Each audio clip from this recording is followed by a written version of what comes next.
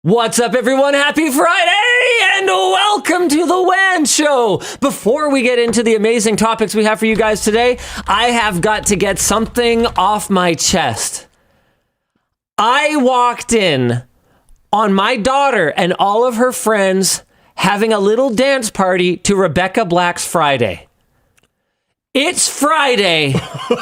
Friday. Actually? You got to get down on Friday. Rebecca Black is officially cool again, and it's Black Friday today, and I just couldn't contain my shock. So random. I'm shocked.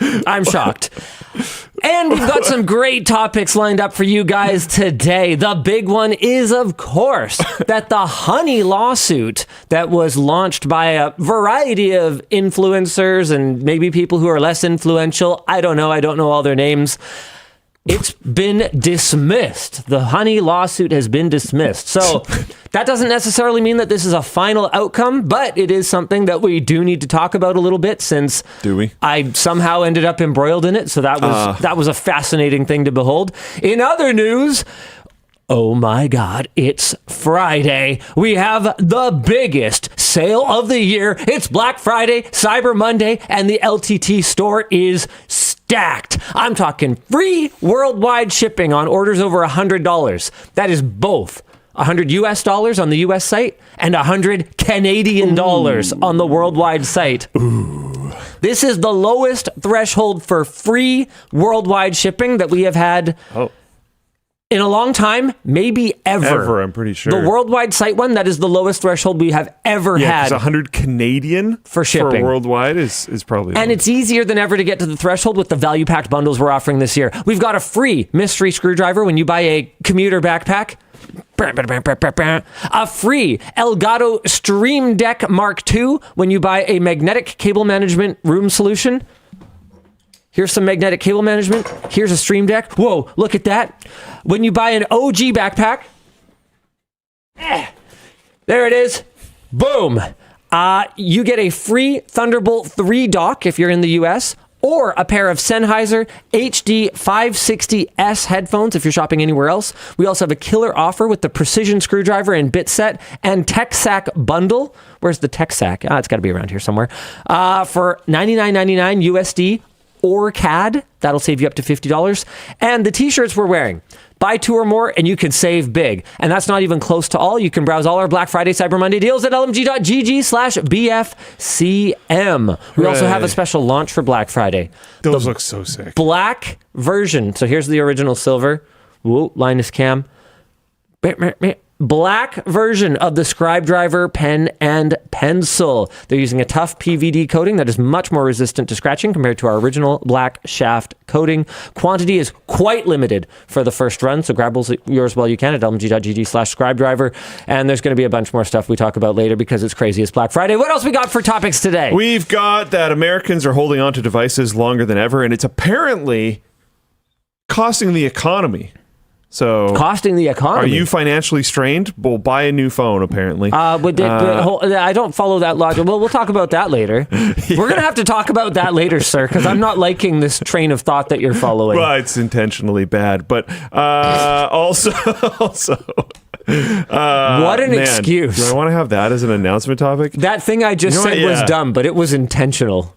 Oh, no, I mean, the whole thing's stupid. But anyways, an unredacted court filing reveals claims that Meta had a 17-strike policy for sex trafficking. Way to go.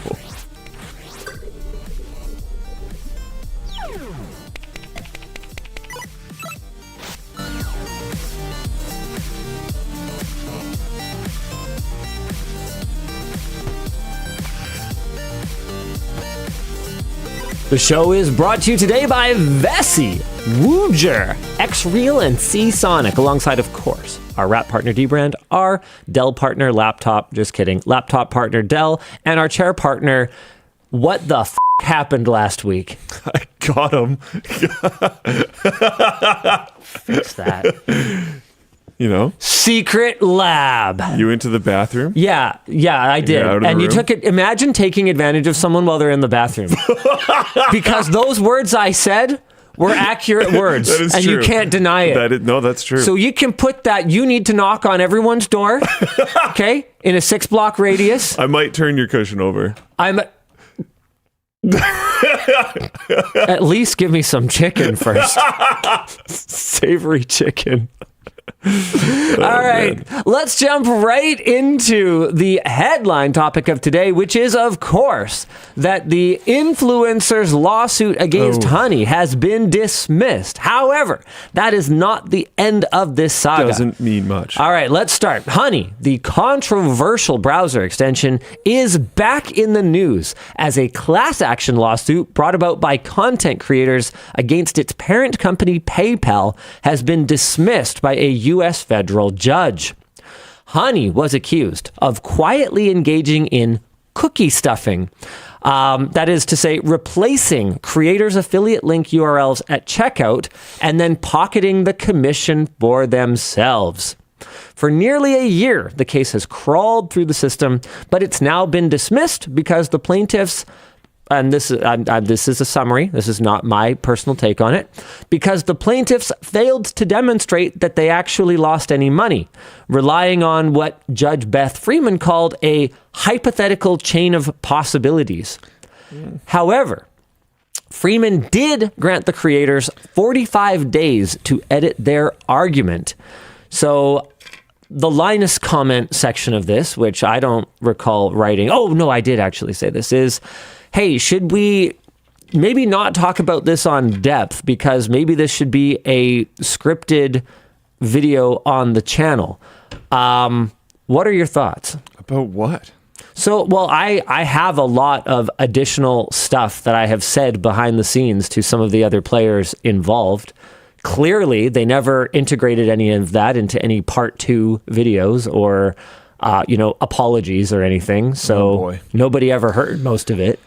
But there's a lot of information. I mean, we saw the former founder did that AMA where basically demonstrating that, well, Honey's practices might not have been good for the creators who were promoting it, which we obviously identified, that the investigation had some pretty clear issues with it, which I knew because I had already raised some of those issues behind the scenes.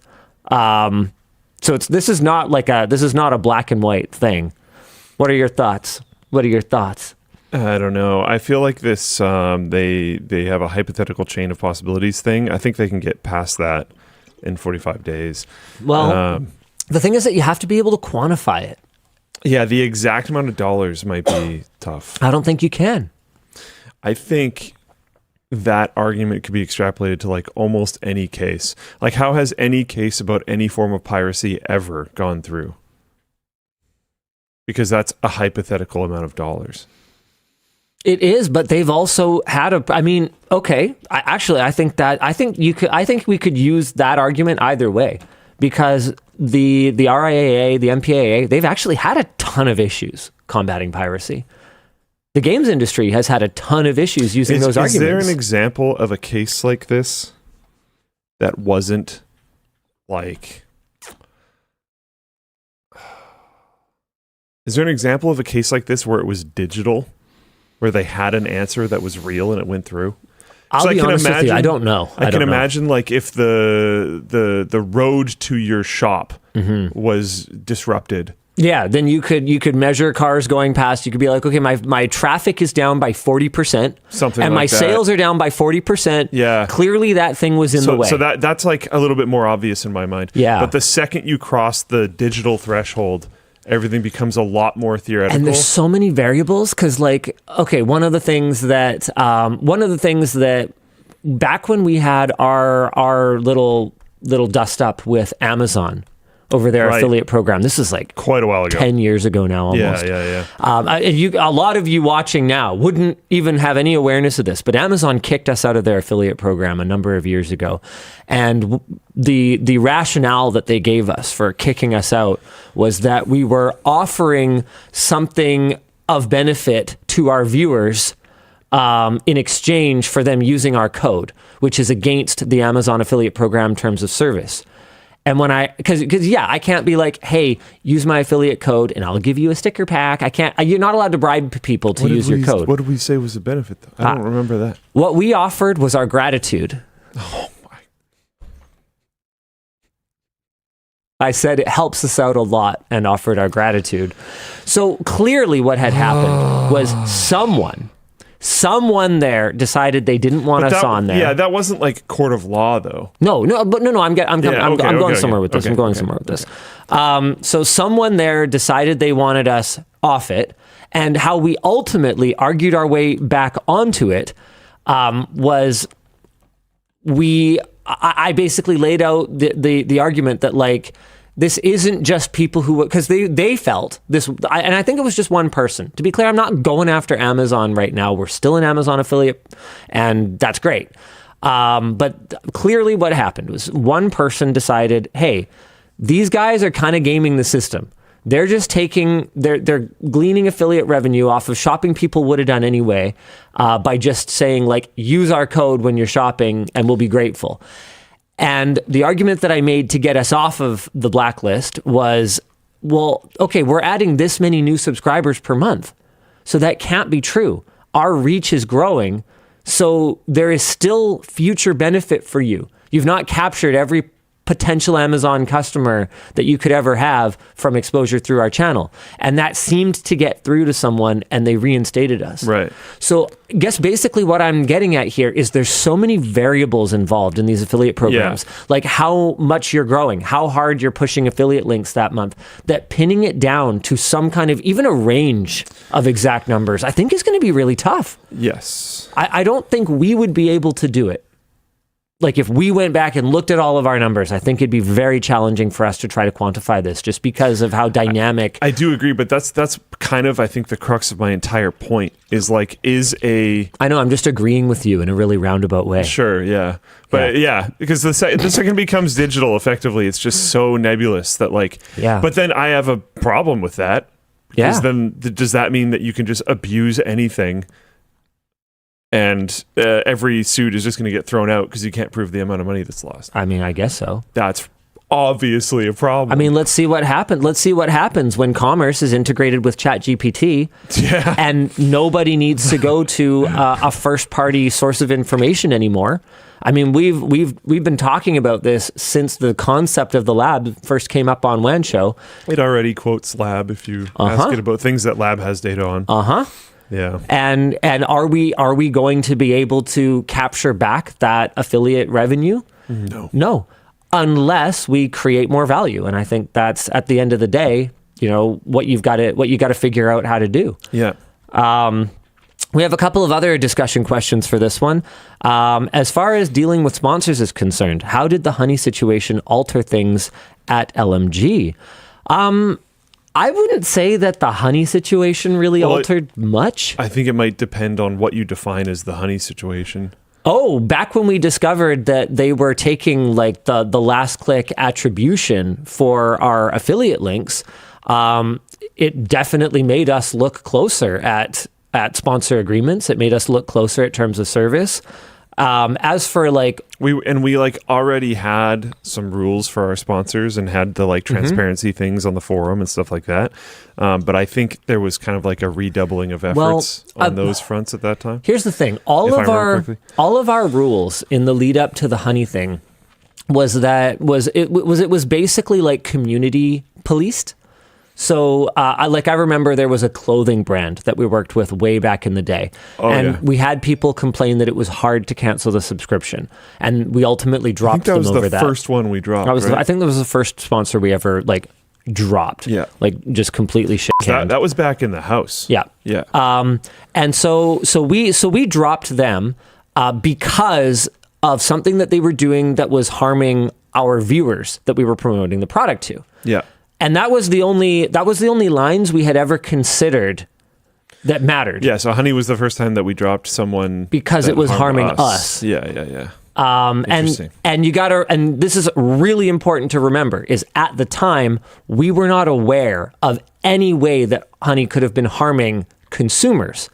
So Yes. So we even debated it internally. Should we even drop this if this is a net benefit to our viewers, but is damaging to our business? And we kind of went, well, probably the right way to approach this is we don't make a giant stink about it. And remember, did we even notice this, or was this because that other person brought it to light? No, it's because Barnacle told us. Yeah. And there are videos from like a year prior to the whole that's what thing. I'm pointing out. It's like that thing happened. With like tens, even over 100,000 views. There was Honey Controversy 1. Yeah. And at that time... But it wasn't set to like ominous music. No, yeah. So it didn't go viral. At that time, it did change how we deal with sponsors. Honey Controversy 2, I don't think that impacted anything, yeah. Because we had already done what we were going to do. And honestly, I don't think any other sponsor that I'm aware of has ever come to us that has a business model that's directly... I don't know. Detrimental to our business. I'm not sure. Like it's like those are weird bedfellows, right? Like you'd think they would go work with someone who they have more synergistic energy with, to use the business parlance. Do we have like a product that we sell that a company that sponsors us also sells a product in that category? We sell clothing and backpacks and stuff. Do we take any sponsors that are clothing and backpack people? Wow, that's a good question. Do we take sponsors that are competitors? I mean, we would take an iFixit sponsorship because we still love their mission and all of that, but they haven't offered any since we started selling our precision screwdriver set. Yeah. Oh man, I don't know. Do we have overlap with Ridge? Yeah, we don't have. Oh, they have a backpack. Yeah, Ridge has backpacks. Nice backpacks, actually. No disrespect to Ridge. Yeah, not many. Not many. Okay, Ginger Nutted asks, okay, what about lanyards? Are those not a product that others sell? No, I think that's fair. But I consider... it's a minor item. Yeah, who's a lanyard company? Yeah, like, I don't know. Yeah, there's no one that sponsors us that's like, they specialize in lanyards. Yeah.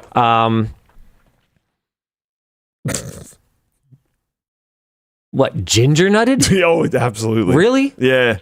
Okay. Don't piss off Big Lanyard. Yeah, I think at a certain point it's I mean, I don't think we would ever care. No, we wouldn't care, but I could see someone else caring. Yeah. Yeah, because a conflict of interest is not a negative action that the potentially conflicted party has taken necessarily. It's already a conflict of interest when their interests are conflicted.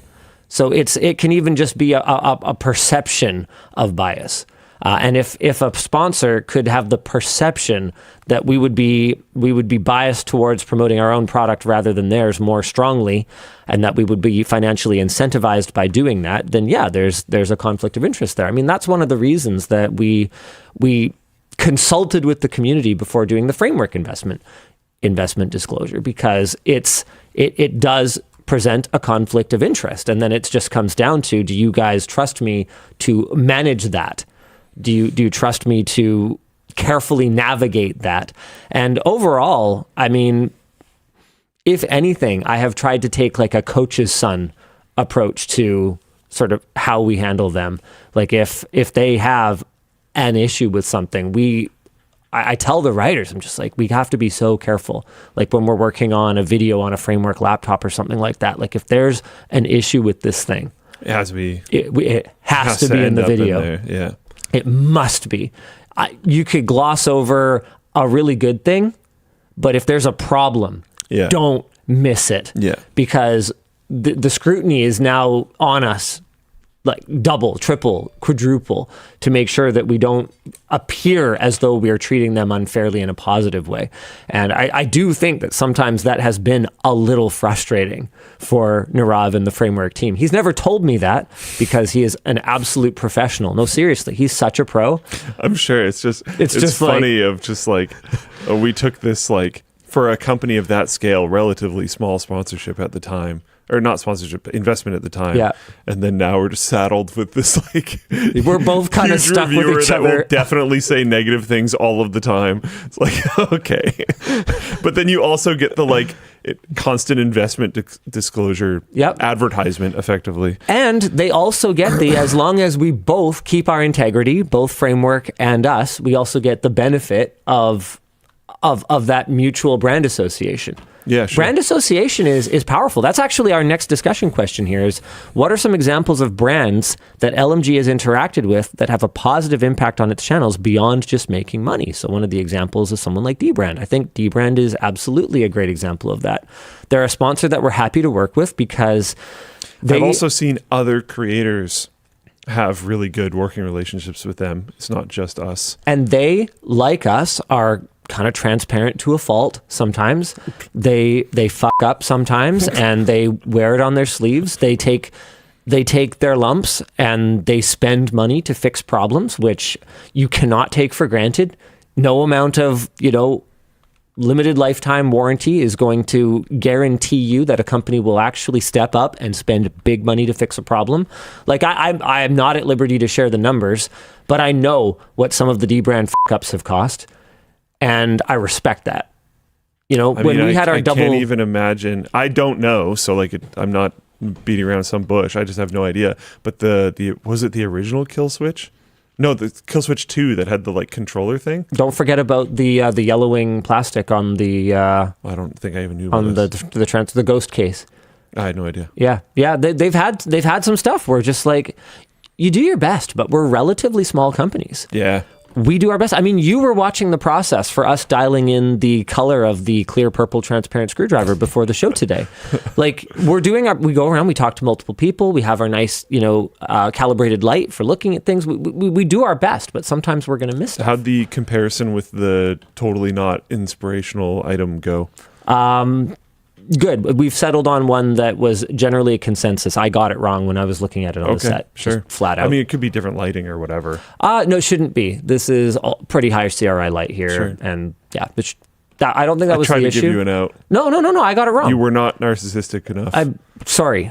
Yeah, step it up. I was right when I said it here, and I was also right over there because those were both the best answers. There you go. That's good. Did I do better? Very good. Okay, here we go. Oh, thanks, Dan. Dan was on it for me. It's very nice. But anyway, like similarly, like we took our lumps pretty good when we had the bottom thing, layer thing, and the zippers and the zipper pulls. Backpacks had a bit of a, but we fixed them. But ultimately, people like it at the end of the day. And yeah, I'm trying to think like who else. I for a long time, I really liked working with Intel because they were really good about sponsoring us with one hand and really taking criticism, sometimes in a very, not gentle way. Like I don't know if you remember that intro we did where I pretended to be reading a hostage statement with a blue gun pointed at me and like...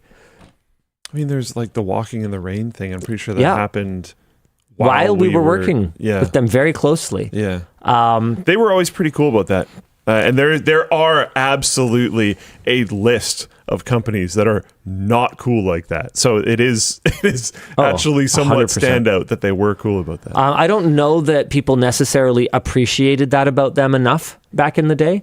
The fact that they could take criticism on the product, while also maintaining mutual respect between the people. That's a really respectable thing, in my opinion. What are some other examples? Oh, it was scratching, not yellowing on the Ghost case. The MLG Rogue corrected me. Thank you very much for that. I'm sorry about that. I never even claimed my zipper replacement. You should, Turpy Panda. We did it for people to get a product that we're proud for you to have. That's why we do the things that we do. Okay, so when is it? Yeah, no one else is really...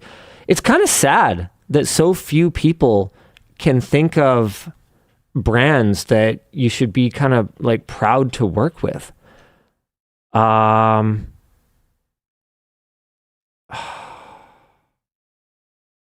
Trying to think. I think a lot of it's just neutral, and I think that's okay. I think that's okay. I think It doesn't really bother me much. I think you can just make a quality product, and as long as you stand behind it, I think that's fine. Yeah. People were saying Valve. I think the distinction here is sponsorship. I don't think Valve is. You know what, sponsored us Seasonic? to do anything. Seasonic has been. I think Seasonic has elevated our brand working with them. Because they do more than just throw money at us once in a while to mention them. They helped us out with the PSU tester because not because they like directly benefit from that, unless they make really good products, because they're taking a risk. They could, just to be totally transparent here, or if they could influence the way we tested things, which they can't. In theory, they could have. Yeah. There's and so that, there could be a perceived conflict of interest there. Yeah. In practice, we have not given them that influence. We seem totally fine, but there's there was a potential there.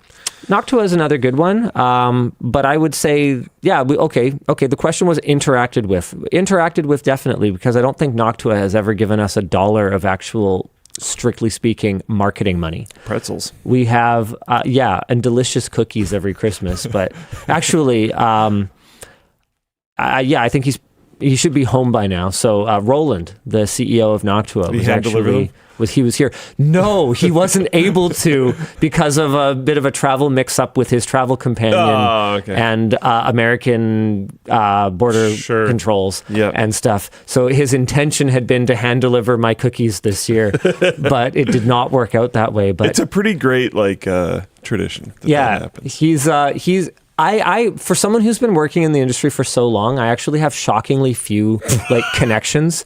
But sorry, that was not laughing at what you said. Ben206 in chat said, "Did you allow Luke to see him?" Did I allow what? Did I allow Luke to see the Linus Torvalds thing? Oh, yes. In fact, we went to the same restaurant for lunch together. Not intentionally. Luke and Taryn sat at a different table having a completely different conversation. But I did meet. But him. we did all go out for lunch. Yeah. At Langley Vietnamese Cuisine. Near each other. We were actually they were seated one table from us when we were just kind of wrapping up our meal. But yeah, no, Roland's a great guy. I respect his business philosophy. I respect his product philosophy. And so he's just one of those guys that, you know what? I think I've had more non-business meals with Roland in the last year than I have had non-business meals with any other single business peer in the last 5 years. But it's just a fluke, because this is funny. I had nothing to do at the end of the day at Computex this year. I didn't have badminton until very late at night, and I was at the show floor wrapping up in the Noctua booth. And it was actually Jacob, who's their, I don't know what the heck Jacob's job title is, but he's just their chief nerd. Love Jacob. He's amazing. He's been in the videos sometimes when we're in the booth and stuff, and he does interviews with other channels and stuff. They let him talk on camera, but I worry that if I let him on camera, you guys will think that your monitor has turned into a mirror, because he's just he is like the LTT audience. He's so passionate, and he's such an unashamed geek. I love this guy. Anyway, so I was like, Jacob, do you want to grab dinner? And he's like, oh, actually, I have a prior commitment. And I was like, come on, they can't be that important. He's like, well, it's with Roland. It's with our CEO. I'm like, okay, that's pretty important. He's like, you know what, though? Let me, he's like, yeah, so sorry about that. And I'm like, okay, well, what if I just completely unashamedly invite myself to dinner? There you go. And he's like, oh, well, I'll see what I can do. And he's like, oh yeah, Roland's super down. So I got there, and I didn't realize how sort of intimate this dinner was. There were no other media there or anything. It was just Noctua people and family. Oh wow. Yeah. So anyway, we had a wonderful meal. It was great. And we hung out for a little bit and just sort of talked about the journey, because Noctua started out not that their timeline has been not that different from LTT. And I forget where I was going with any of this, but basically, yeah, it was just cool. We got to kind of chat. Timeline has been not that different. Yeah, compared to LTT, I didn't say LMG. So they haven't been around that long. It's been about 20 years. Okay, yeah, that caveat makes a lot more sense. Yeah. Yeah, I heard that wrong. That makes sense. But yeah, they've just taken it slow. They've done things right. I respect it a lot, and Roland's super chill. And they also have a family on top of their business interests, and I didn't know that the color scheme was a Roland's wife initiative, and at the time it seemed crazy, but looking so back at it, that was like probably the smartest thing they ever did. I noticed them all over the place. Yep. The noticing of Noctua fans is so strong. Oh yeah. You see it in any random product ever, and it's like, oh my god, it's one of those. Yeah. Like That's so smart.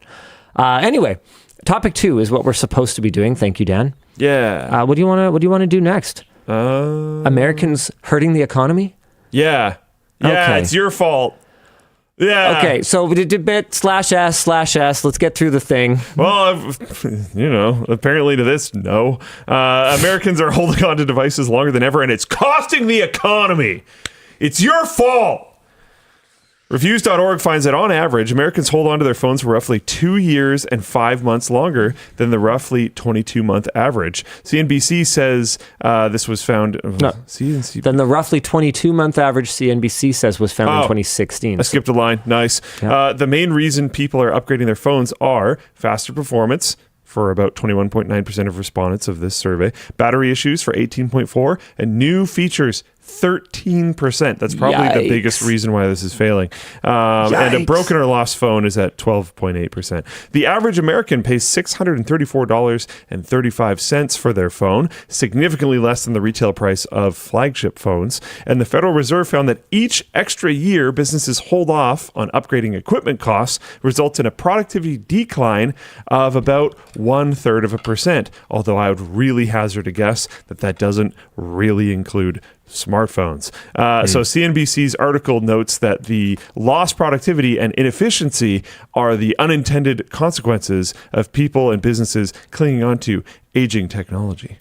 That said, in the CNBC article, Stephen Athwal, CEO of UK-based The Big Phone Store, nice name, notes that when people hold on to their phones or laptops, see, you're including laptops in here, and I really don't think that's fair. But anyways, the repair and refurbishment market becomes an active part of the economy. Oh, okay, yeah. Oh, when you hold on to them for count. 5 to 6 years. Yeah. Luke didn't sleep much last night, so his reading is little... It tends to struggle. It's worse right now. Today. Yep. In that case, I think including laptops is fine. The loss of productivity at work, I really struggle to include smartphones in that. I mean, I'm going to tell you right now, I got my son a OnePlus, I want to say 6T.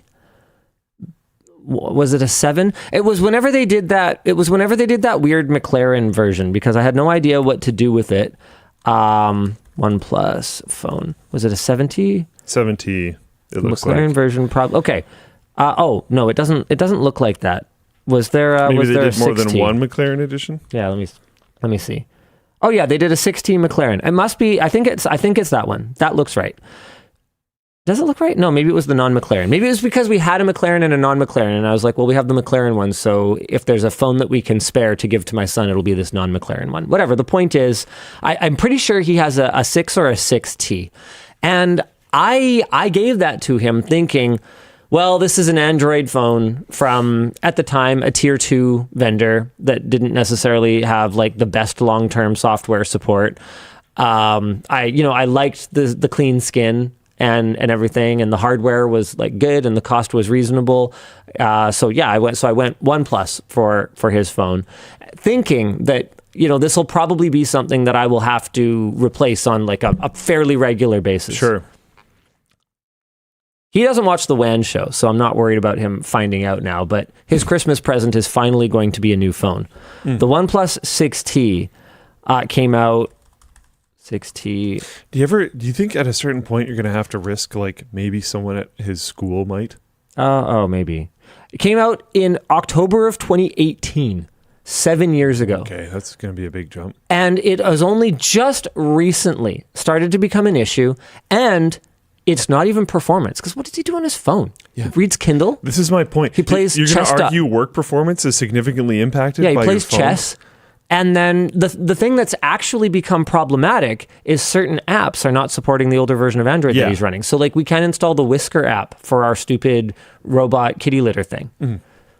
And it like kitty litter is one of his jobs that he shares with his little sister. So he needs to get a notification if the thing jams or whatever. Sure. So it's like the main motivation, because that's the one app that's actually been impactful on our lives. The main motivation for him needing a new phone this year he needs to be able to do his is chores. that he needs to be able to do his chores in a more timely fashion. Fair enough. So like, if he gains a phone upgrade from needing to be able to do his chores, like. But I just mean we made it 7 years without it being a problem at all. Can you imagine?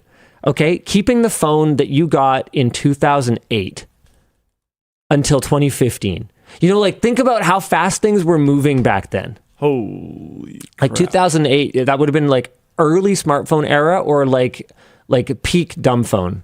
I'm fairly certain in 2008 I had a slidey phone. Yeah. Can you imagine keeping that for 7 years? What an absolute dumpster fire of an experience that would have been by 2015. That would have been rough for sure. Yeah. Whereas now, it's like functionally speaking, what is the difference between his phone today and what he's going to get now? Oh, wireless charging. Because plugging in a cable is so much work. Like it's kind of remarkable how few people, I think you hit the nail on the head, how few people are upgrading for features. Yeah. Yeah. The features is a rough part. And like I look at the Pixel 10 and like I don't even want it. All of their talking points are things that like I am not interested in. What are you talking about? What about all the AI? Don't you want all the AI? Don't I want to spend more money after that? Okay, the airdrop thing is pretty cool. Yes, that is cool. Cloning airdrop is pretty cool. I also credit to feel Google like it's for that. probably artificially locked to 10. Oh yeah, it is. Yeah. I mean, they've been pretty upfront about that. And honestly, this is going to sound crazy coming from me, but I actually kind of support their decision to roll it out slowly like this in this case. And the reason for that is they have no way of knowing how quickly and aggressively and how thoroughly Apple's going to try to block it. For sure. So if they rolled this out to the entire Android ecosystem, only for 2 weeks later, Apple to manage to block it permanently or something, then all of a sudden they just peeved off like 71% of worldwide smartphone users. By rolling it out to just the 10. It's this kind of like cutting edge feature, and it's a relatively small device base that they have to maybe get into this cat and mouse game with Apple on. I actually support the decision. I have wondered if the sales are going well, because I noticed this. That's pretty aggressive. It like just released, dude. I mean, it is Black Friday. Here. Okay. Well, here, hold on. Counterpoint.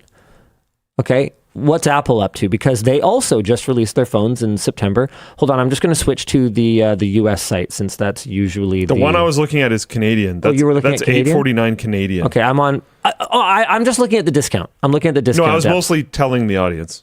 Okay, so the Apple shopping event, iPhone 16 from 720. That's a 16 though. Yeah, you just get a gift card. Yeah, but you'd have to look at 17. Oh, sorry. Oh, okay. So yeah, they're discounting last gen. They're just discounting last gen iPhones. Yeah. Which, in my opinion, for Black Friday, does kind of make sense. Not desperate. It's largely what Black Friday is usually supposed to be for. M4 MacBook Pros. Yeah, makes sense. Okay. Well, yep. Well, hold on. Shop iPhone. Okay. Is other stuff just going to be it? Yeah. There you go. iPhone Air from MSRP. Get fucked. Yeah. So that's like a pretty fat discount. Hey, in other Apple news, you know how it's been an ongoing complaint for us that Apple dramatically overprices the memory and storage upgrades for their machines. I am proud. I'm actually really proud of Apple right now, because they have taken what has been an ongoing issue for me, where they have this starting at pricing that really makes sense. In some cases is hyper aggressive and makes their machine the best position in the market. I think the Mac Mini is just an incredible machine in its starting configuration, right? And now they have completely turned over a new page with memory and storage upgrade pricing that is... See, finally figured out where I was going with this. I was really wondering. Memory and storage pricing that is far more in line. I'm waiting. With the rest of the market. I'm wondering if they're going to reflex at some point. Like, you know how basically everybody seems to like pre-buy the heck out of DRAM? So like if they end up needing to renew and then Apple pricing happens on top of what it is now, pricing, it's going to be pretty rough. Whew. So people were oh no, RAM shortage joke incoming. Rebel Castiel got it a little bit before you did, but yeah, let's have a look. So here's the Mac Mini. I have 16 gigs of unified memory included for my $599 US starting price. By the way, with the current DRAM situation, like straight up, I don't have an affiliate link with Apple. I don't even know if they have an affiliate program. But this is the recommended computer right now. Yeah. The starting configuration of the Mac Mini with 16 gigs of RAM, 256 gigs of storage. Get a NAS with the money that you're saving, not buying overpriced RAM. Did you explore that DDR4 thing I mentioned? We will. Okay. Yeah. No, it's on the list. Okay. But yeah. This is it's high priority. Okay. Yeah, this is an absolute banger of a machine for this price. Because don't underestimate. They don't even talk about it. Like, this is what's insane about Apple. Where is the M Silicon pitch here? Like, it mentions that it has an M4, but I know, but just like, oh my god, M4s are amazing. Yeah, it's like here. It's funny because they are. You just get a text item: 10 core CPU, 10 core GPU, 16 core neural engine. This thing is incredible. Yeah, this is a high end computer for $600. I'm kind of not a gaming computer. Apple doesn't gloat more about their M chips. I would never shut up about it. Yeah. But anyway, the point is, let's do a quick comparison. Let's head over to the egg.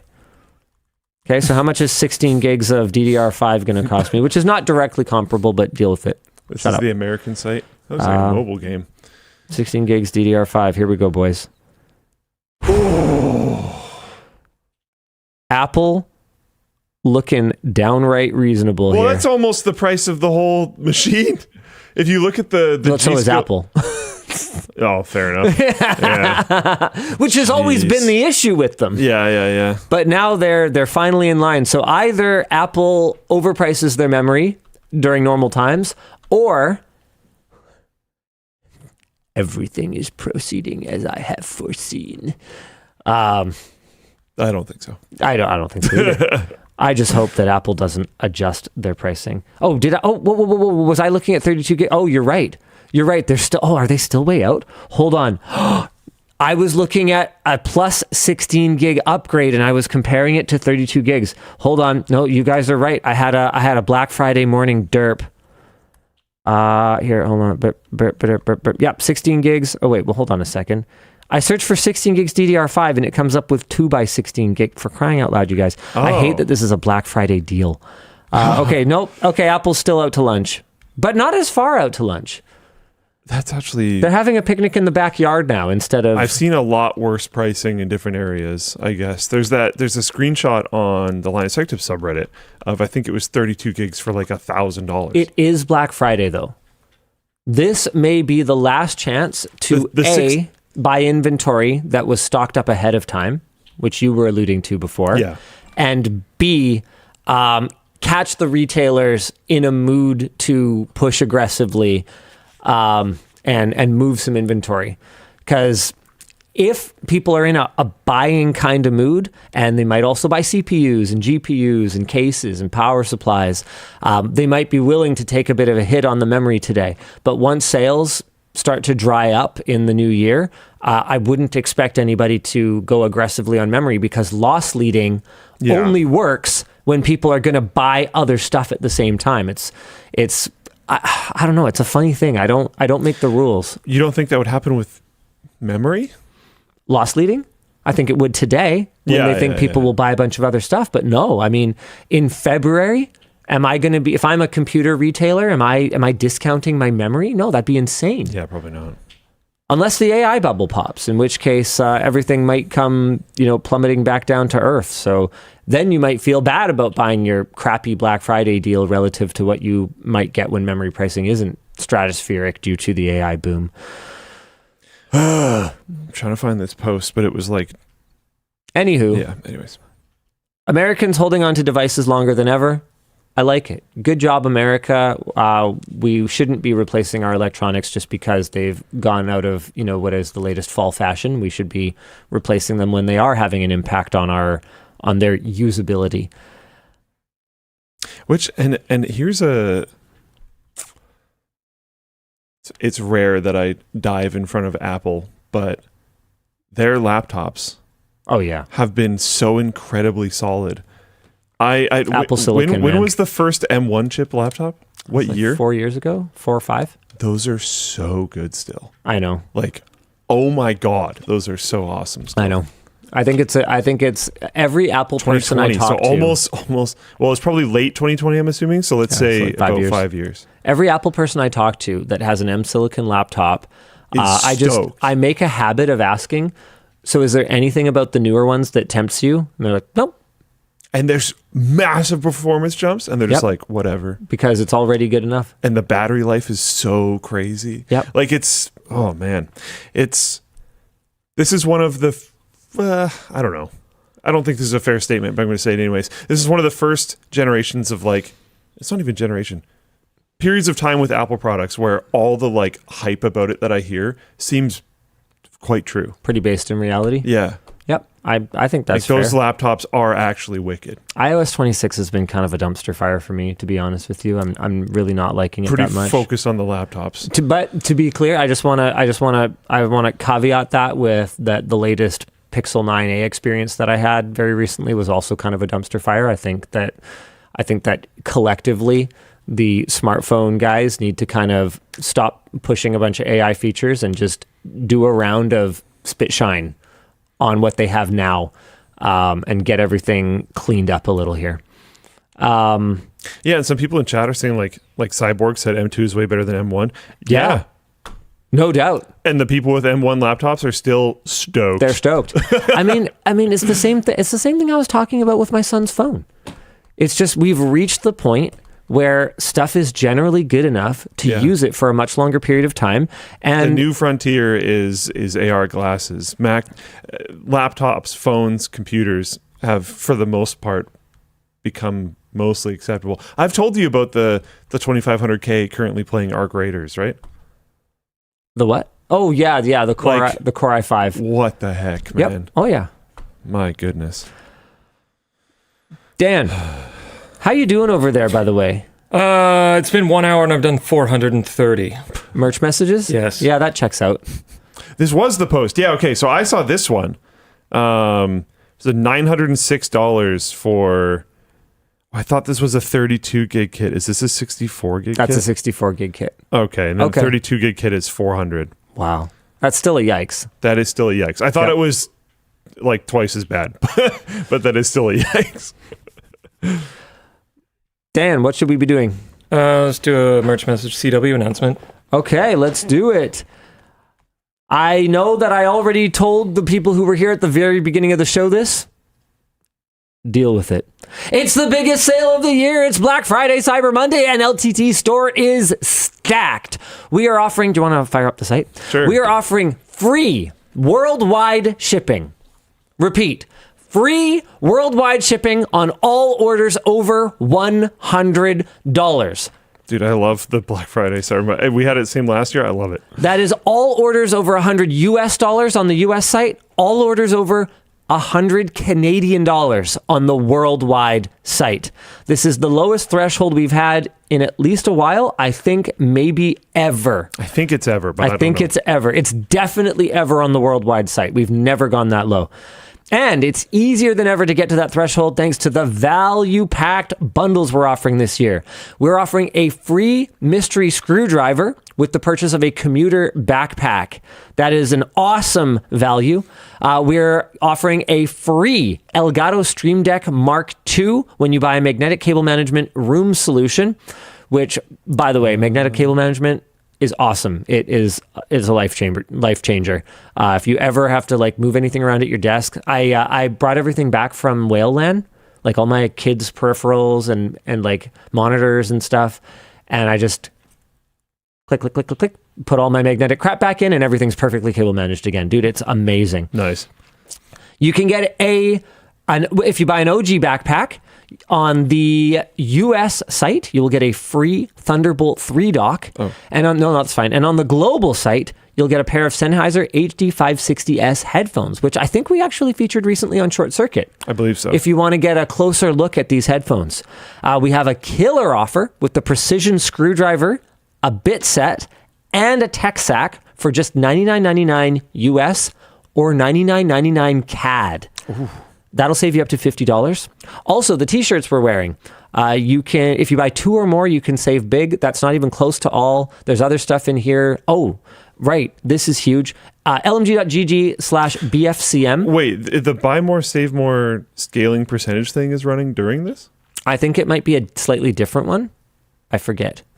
Mix and match 2 or more classic shirts. Yeah, this is a different one. This is, I think, just on shirts rather than all apparel. Yeah. Check out the rest of the apparel. As always, with Lime Day, Black Friday, Cyber Monday, feel free to add little other things to your order because we are kind of eating it pretty hard on shipping. Like, so if you want to go find, I know we already announced them, but they look so sick. Oh, the new scribedriver? Yeah. Yes. A special launch for Black Friday, a black scribedriver bolt action pen and mechanical pencil. A pen or mechanical pencil. Yeah. These have a black finish using a tough PVD coating that is much more resistant to scratching compared to our original black shaft screwdrivers. The quantity is pretty limited for the first run, so grab yours while you can at lmg.gg/scribedriver. Oh, apparently the Short Circuit was 550s. Oh, sorry, my bad. So yeah, more better then. Cool. Sure. But wait, there's more. We also have a special treat for our float goats. We just launched, you'll have to bring the laptop screen. Yep. We just launched a new Floatplane exclusive collection, including the Floatplane Dip Dye hoodie. Dude, it looks so good. I actually love this hoodie. So cool. Dude, that's that picture of Sammy is straight fire. I love it. The Sammy one's dope. That's incredible. He knows how to show the drip off. Oh, dude, 100%. It looks so good, though. I'm actually very stoked on all of these, but really the hoodie. We have a matching Floatplane baseball cap with embroidered Floatplane logo, and you can get your Floatplane wings with an exclusive Floatplane pin in gold. So sick. Shop now at lmg.gg/FP collection. You can only purchase these if you are a Floatplane member. So if you'd like to get some exclusive merch, see some great behind the scenes videos, and get early access to some sales, also early access to some videos, please consider subscribing to Floatplane. Also, warning. Floatplane pricing is going up at the end of the year, so now is a great time to get on the platform. In the same email that I was informed about the hoodie and the baseball cap and the pin, it included this black pen. So I thought there was also a Floatplane version of the black pen with the Floatplane logo instead of the LTT logo. No. And I was like, oh. And then I have since realized that is not the case. Sorry. The okay. hoodie is so sick. Now's the time where we talk about merch messages. So if you were wondering how to send a merch message, these little messages that light Dan's fingers on fire, all you have to do is go to LTTStore, find some cool deals, and then maybe some regular priced items to pad out your cart. Hey, help us out a little bit on the shipping. We always appreciate that.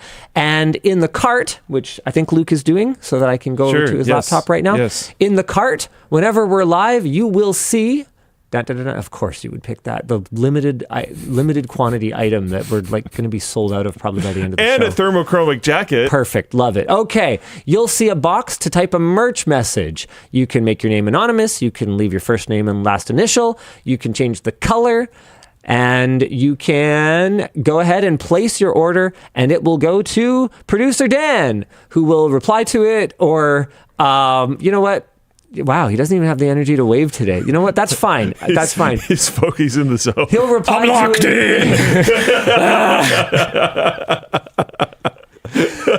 He might forward it to someone who can get you an answer, or he might curate it for me and Luke to talk about. Dan, should we show the people what a curated merch message looks Sure. like? Thanks for your content. Any thoughts on the upcoming Panther Lake from Intel? Heard a lot of good things about MSI Claw, but I'm hesitant because Intel promises an even better CPU and GPU next time. All right. I don't know anything more than what you guys know, because everything that I've seen about Panther Lake is just leaks and news reports and stuff like that. But if like, I don't know, half of what people are hyped about right now is true, Panther Lake looks like a serious return to form. Lunar Lake was already kind of underrated. It sort of flew under the radar because they were like responding to Apple's incredible battery life and performance, and then the threat of Qualcomm. And then they just like kind of quietly were like, actually, we're still fine. We got this. Lunar Lake battery life is nuts, and the performance is really good. If Panther Lake is as much of an improvement as the rumors seem to suggest, because this is supposed to have XE3, right? Like Celestial-based integrated graphics.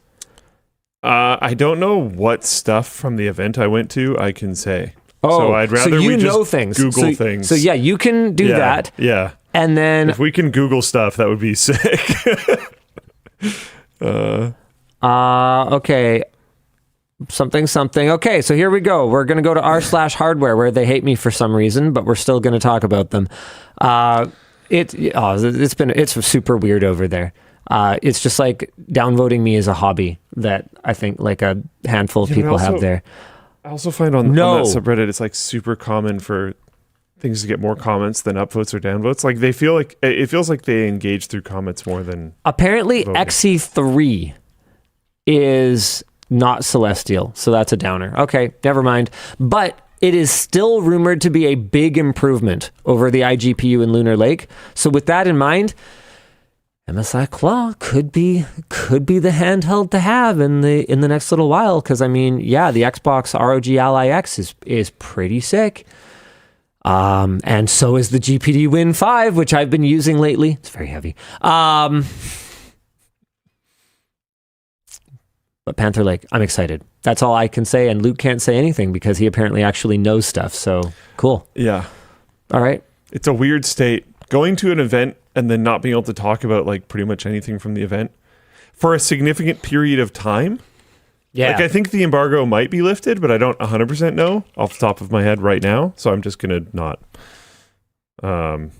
But you know, we'll talk about it when those products come out. So there you go. Are we doing another one or moving on? Hi, dynamically linked Linuses. Is there potential for low-power IoT on 6 gigahertz, similar to the Steam frame using it for low latency to avoid the already hellish 2.4 gigahertz spectrum? That's a really good question. That is a deeply technical question, one that I truthfully do not necessarily know the answer to. My understanding is that the processing requirements for these higher frequency wireless communications are higher. Does it make a ton of sense for IoT? Don't you have the wall penetration issues and stuff? Here's my issue with 2.4 gigahertz. It's not just throughput and range that tell the whole story, because obviously I don't need a ton of throughput on my thermostat. Yeah. But totally. What I do need is I need it to be connected consistently. And when you have a bunch of 2.4 gigahertz devices competing for attention, sometimes they can just drop out. So my Ecobees at home, when I had all the 2.4 gigahertz radios on my APs, a bunch of them would like drop out all the time. But are you going to even be able to connect them with 6 gigahertz? So, I mean, it all comes down to different people having different use cases. I would be able to because I would have multiple APs. APs all over the place? Yeah. But you can't do that with 2.4 gigahertz because there's so many devices in my house that do not support 5 or 6 gigahertz. So they have to be on 2.4. And the range is good, but the interference with each other can be a major problem. And if you're in like an apartment or something, you can't just turn off the 2.4 gigahertz radio on some of the APs that are near you.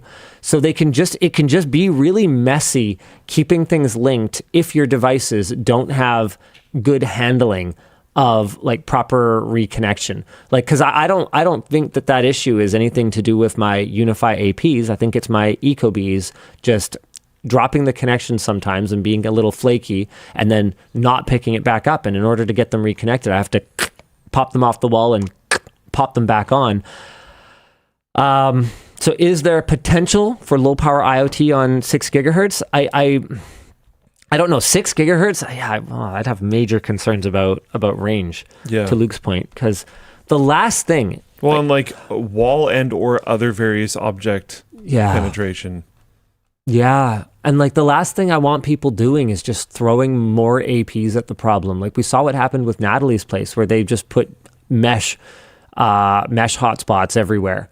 And it was a nightmare. We pulled all of that out. We put in that one GLINet access point router combo that's sponsored by GLINet, just disclosure, but it was a good choice.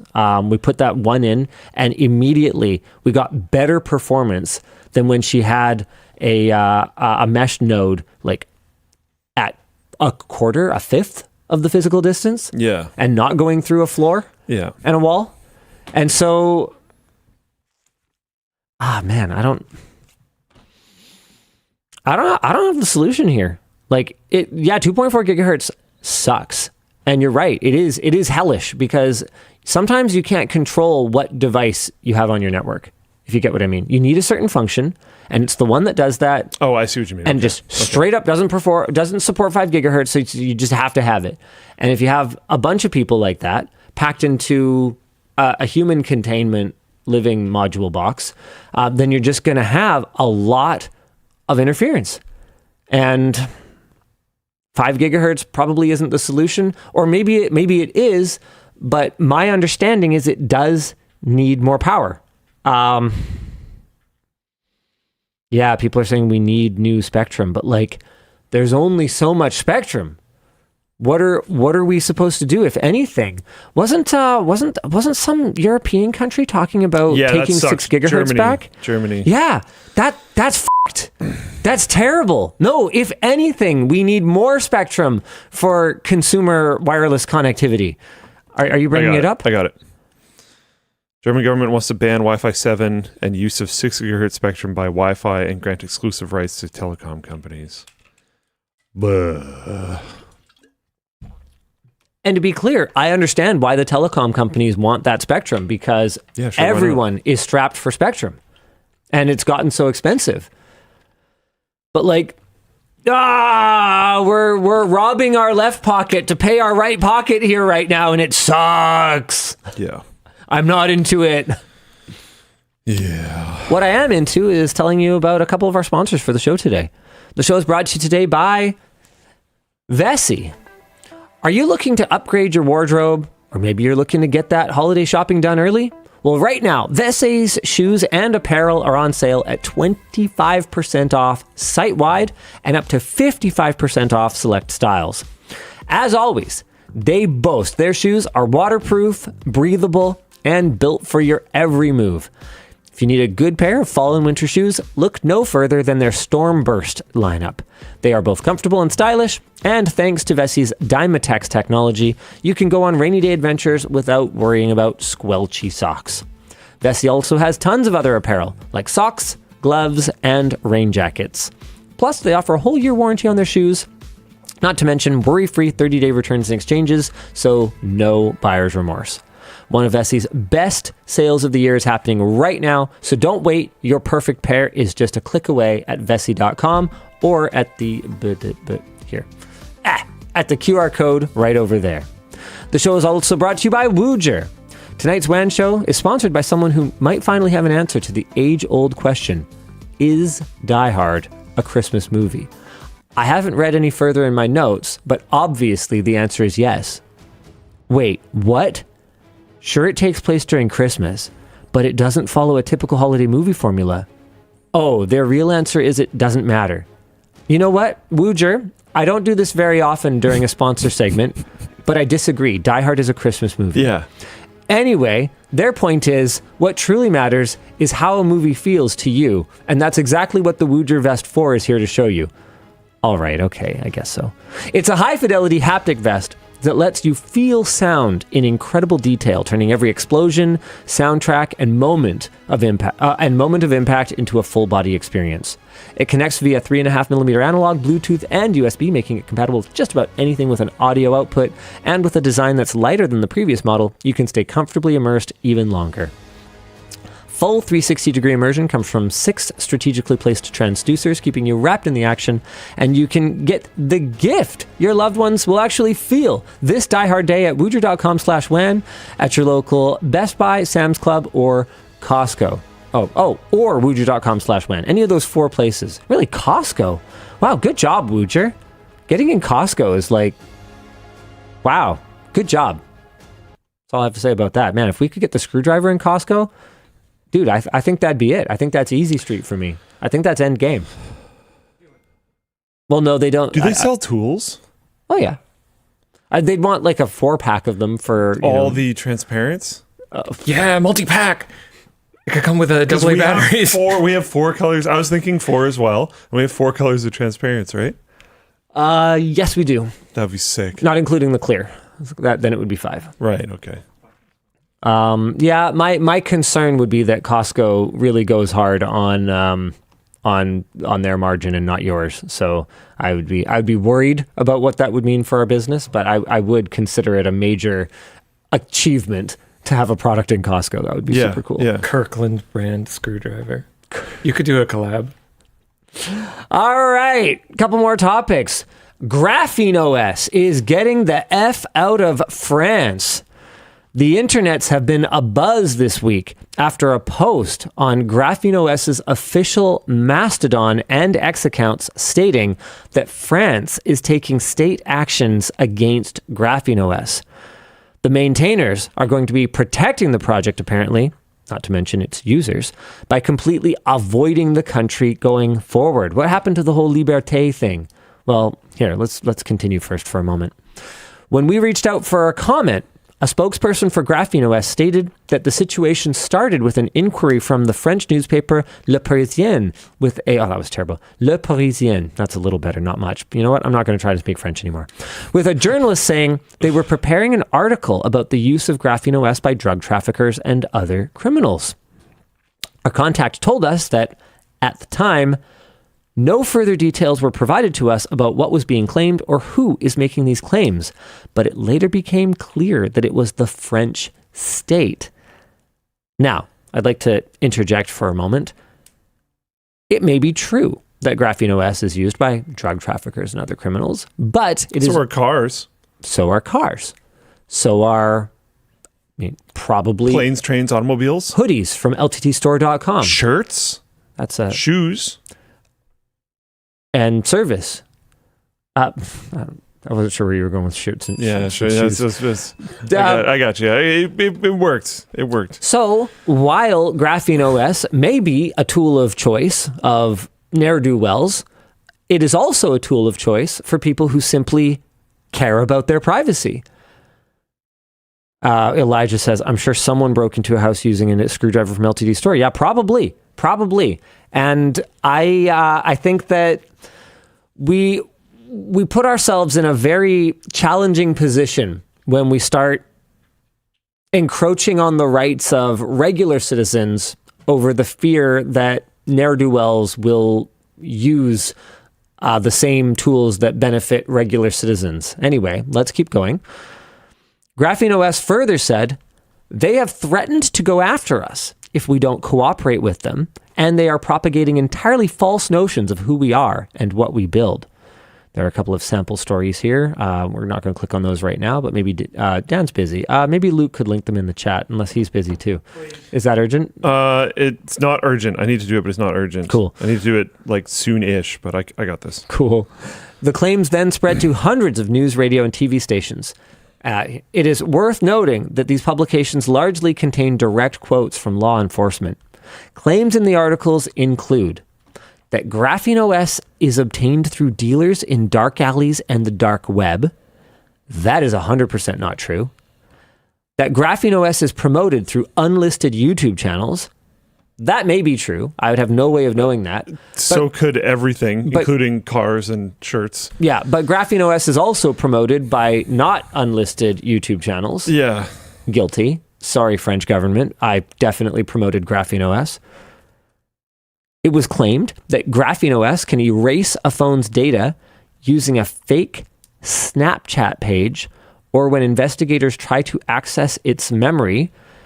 Okay, it is true that GrapheneOS can erase a phone's data when investigators try to access its memory, but this is also true of any phone that has a wipe failsafe if you try too many pins. So, yeah.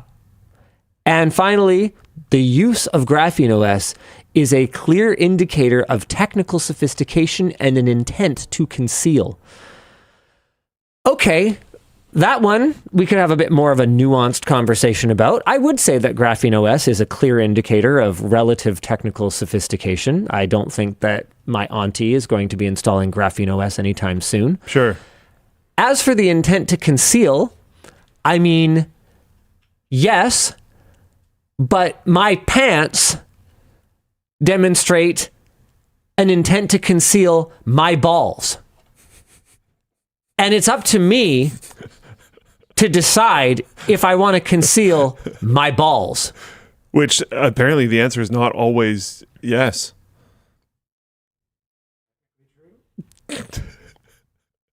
Given a recent video, Listen, there's some evidence. I did not source that singlet, and that was not my idea. It's widely known that they exist now. Yeah. Could have been AI. Anyway, There's extensive evidence. I don't think a clear indicator of an intent to conceal your own personal information, right? Your own personal communication, your own personal photos, your own personal shit. I don't think that that's a knock against something. Yeah, I completely agree. Graphene's statement refutes these claims, saying, I guess I already kind of went through it, but sure, let's hear what Graphene has to say. GrapheneOS doesn't have the features they claim it does, isn't distributed in the ways they claim, and they don't understand open source software. Murdered by words. They are jumping on the classic trope that you must be hiding something if you're using GrapheneOS. Okay, they further explain that there are a lot of companies out there who install GrapheneOS or a fork of it on a Pixel and sell it as a product. GrapheneOS is open source, so that's fair play. It is no different to AOSP, the Android open source project, in that regard. Either way, we're not involved in any of people selling GrapheneOS phones in back alleys. I added that a little bit there. France is confusing us with them. As a result, we no longer consider France to be a safe country. They've not taken any action against us yet, but we're not going to wait around for that to happen. The main precaution that Graphene is taking is moving away from French cloud computing provider OVH, who could be forced to comply with French law enforcement if they did take action. Ooh. When all this started, they had just one active server actually located in an OVH data center in France, but another 15 servers hosted by OVH around the world. That has already been reduced to just 5 machines in OVH facilities, all in Beauharnois, Quebec. The project plans to move these services to a different provider in the short term before moving to their own co-located servers in Toronto in the longer term. Hey, you know what? I feel pretty cool about that as a Canadian. Yeah. For now. Sucks for OVH. Yeah, sucks for OVH, but like I guess it's cool that they can go somewhere else within Canada. I think it's cool that GrapheneOS chose Canada. Yeah, that's cool. I think that's pretty cool. Hopefully that is a good decision for them. I hope so. Yeah. I really sincerely Hope so. I haven't seen anything from our current government that would give me reason to think that our data privacy is going to become a major Worsened flashpoint than it might already be. I haven't seen anything from them to indicate that improving it is a priority. Yep. No, I agree. I think they're really focused on I just a don't think more they're- economic agenda right now. Yeah, they're not on that at all. Which more is or less. so far, probably correct. I would love to see, right to repair and some of the things that, we care about very passionately and privacy and all that. I'd like to see that become a conversation later, but I also Economy stuff's pretty important right now. understand why the priorities are what they are for the moment. Yeah. Man. Next topic. Yeah, our discussion questions, I think I kind of covered as I made my way through there. Yeah, you want to pick one? I'm just going to keep going down the list. Researchers used adversarial poetry, which is just That sounds like the coolest thing ever. awesome. Is that a rap battle, essentially? Yeah, I think so. To trick AI into ignoring its safety guardrails. A new study has found that adversarial poetry, harmful requests written as a metaphor-rich verse, can bypass AI safety guardrails with surprising reliability. Researchers from Dex AI, Sapienza University of Rome? Some university in Rome. Yeah. Cool. And the St. Anna School of Advanced Studies tested poetic jailbreaks across major LLMs and found that handcrafted verse achieved a 62% success rate, while harmful prompts automatically converted into poems still succeeded 43% of the time. Yikes. Researchers crafted a set of 20 adversarial poems, each one I feel like I want a book just called Adversarial Poems. You could have an AI whip it up for you. Oh, no.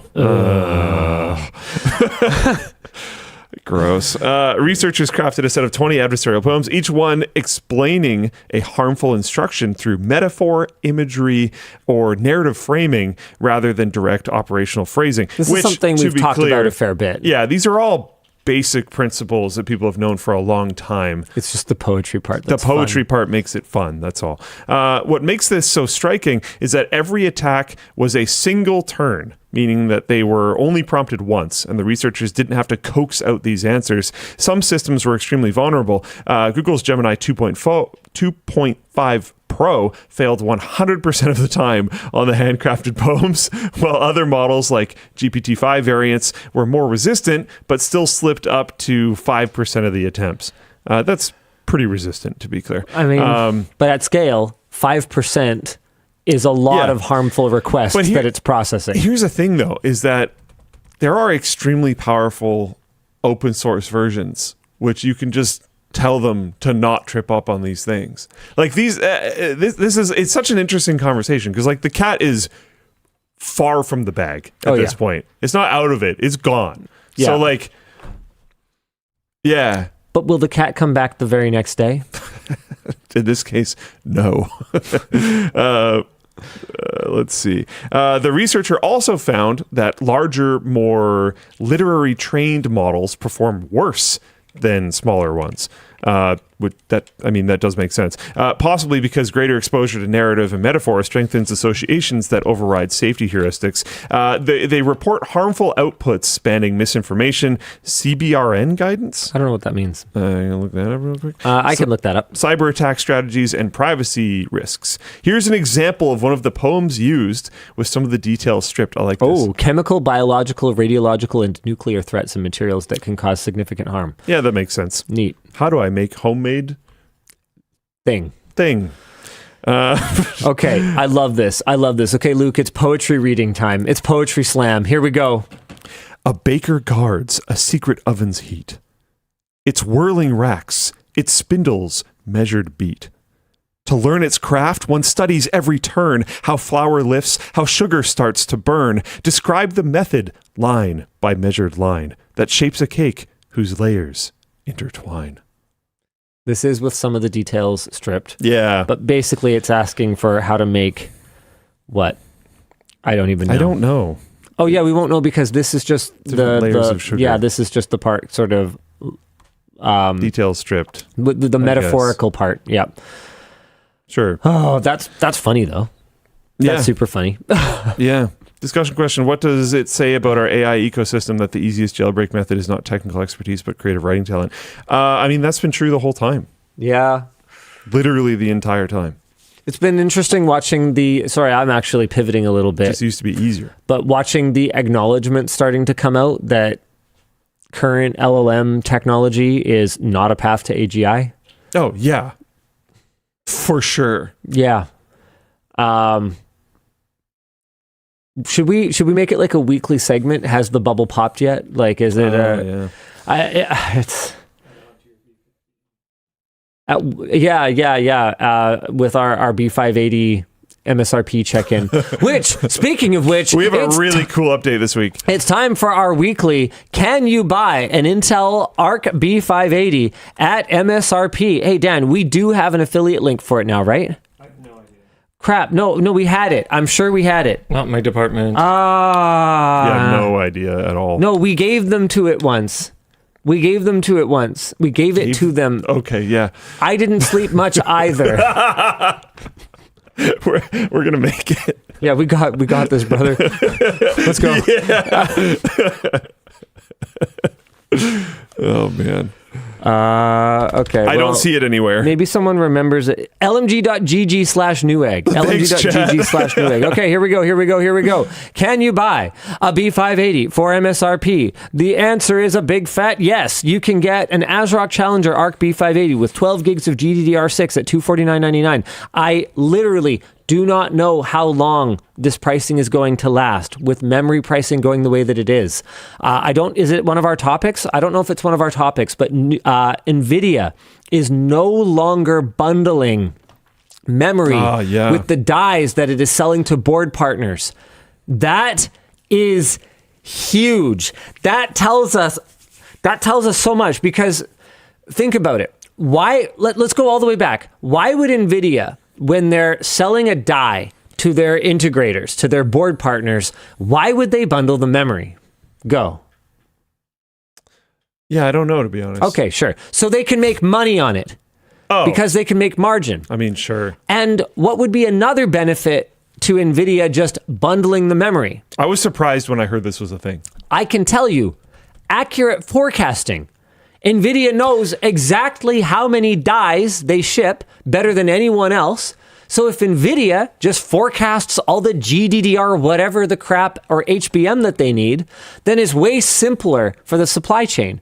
And then everyone downstream, they just need to make sure that they have enough PCBs and capacitors and whatever else, a little bit easier to get your hands on, which are easier to kind of multi-source, and they don't necessarily have quite the same lead times as memory, where if all of a sudden NVIDIA is going, hey, we're going to be selling twice as many GPUs, Micron, you better build another fab.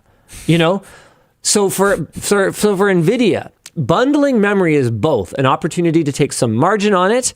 It is an opportunity to maintain product quality by using only approved memory vendors with that particular die in all cases. Also makes sense. And it improves supply chain by helping them manage forecasting. I didn't consider the supply chain stuff. That makes a lot of sense. This is fucked up. Like, when I saw this, I lost my mind, because like Luke, I was surprised to hear that NVIDIA doesn't just sell dies. They also sell the memory that goes with it. And then over time, I kind of figured it out, and I kind of went, oh yeah, okay, that actually does make sense.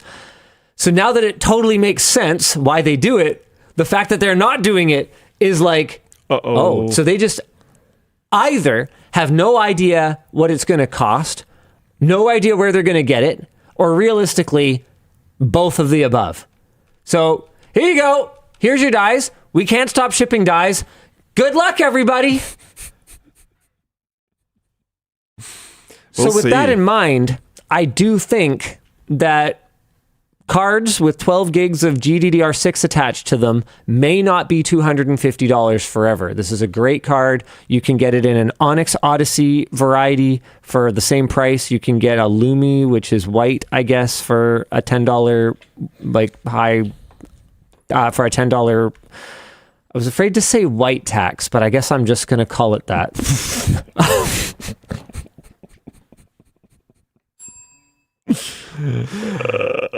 White plastic tax. Let's That's go with awesome. that. I will also say, do you want to click on one of those and see what offers they currently have? I am going to do just that. The ASRock Steel Legend. So this is a triple fan design.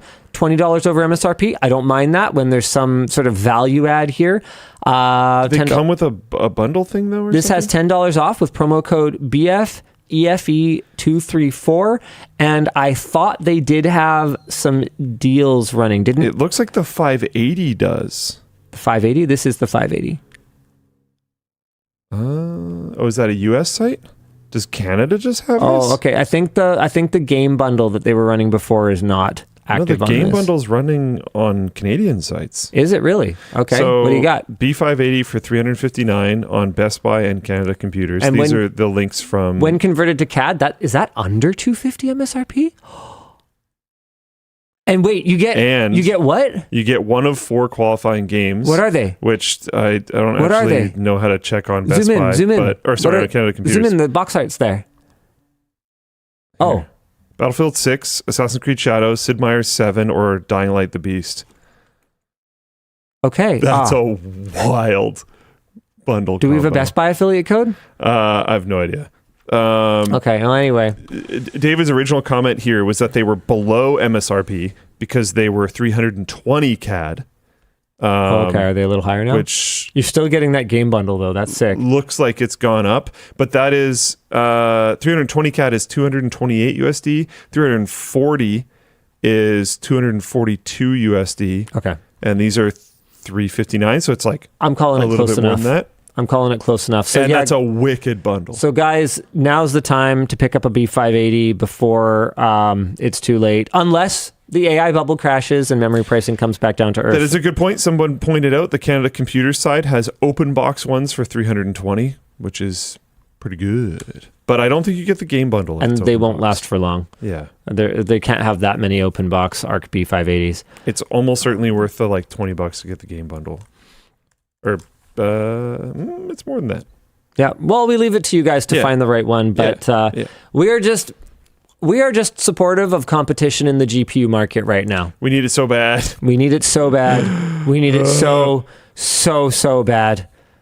So bad. Please. All right. Dan, what are we supposed to be doing? You can do another topic before the floatplane announcement, which I'm not even sure has been written yet. How are your fingers doing? We're at 700. Nice. We can jump into this other topic. Sure. New Twitter update showcases how many foreign actors influence the U.S. political landscape. Oh, this was and so I funny, dude. do want to say This was so funny. And not just U.S. political landscape, just in general. I dog on Twitter /X, whatever, all the time, have for its entire history. But I will say, this is for sure true everywhere.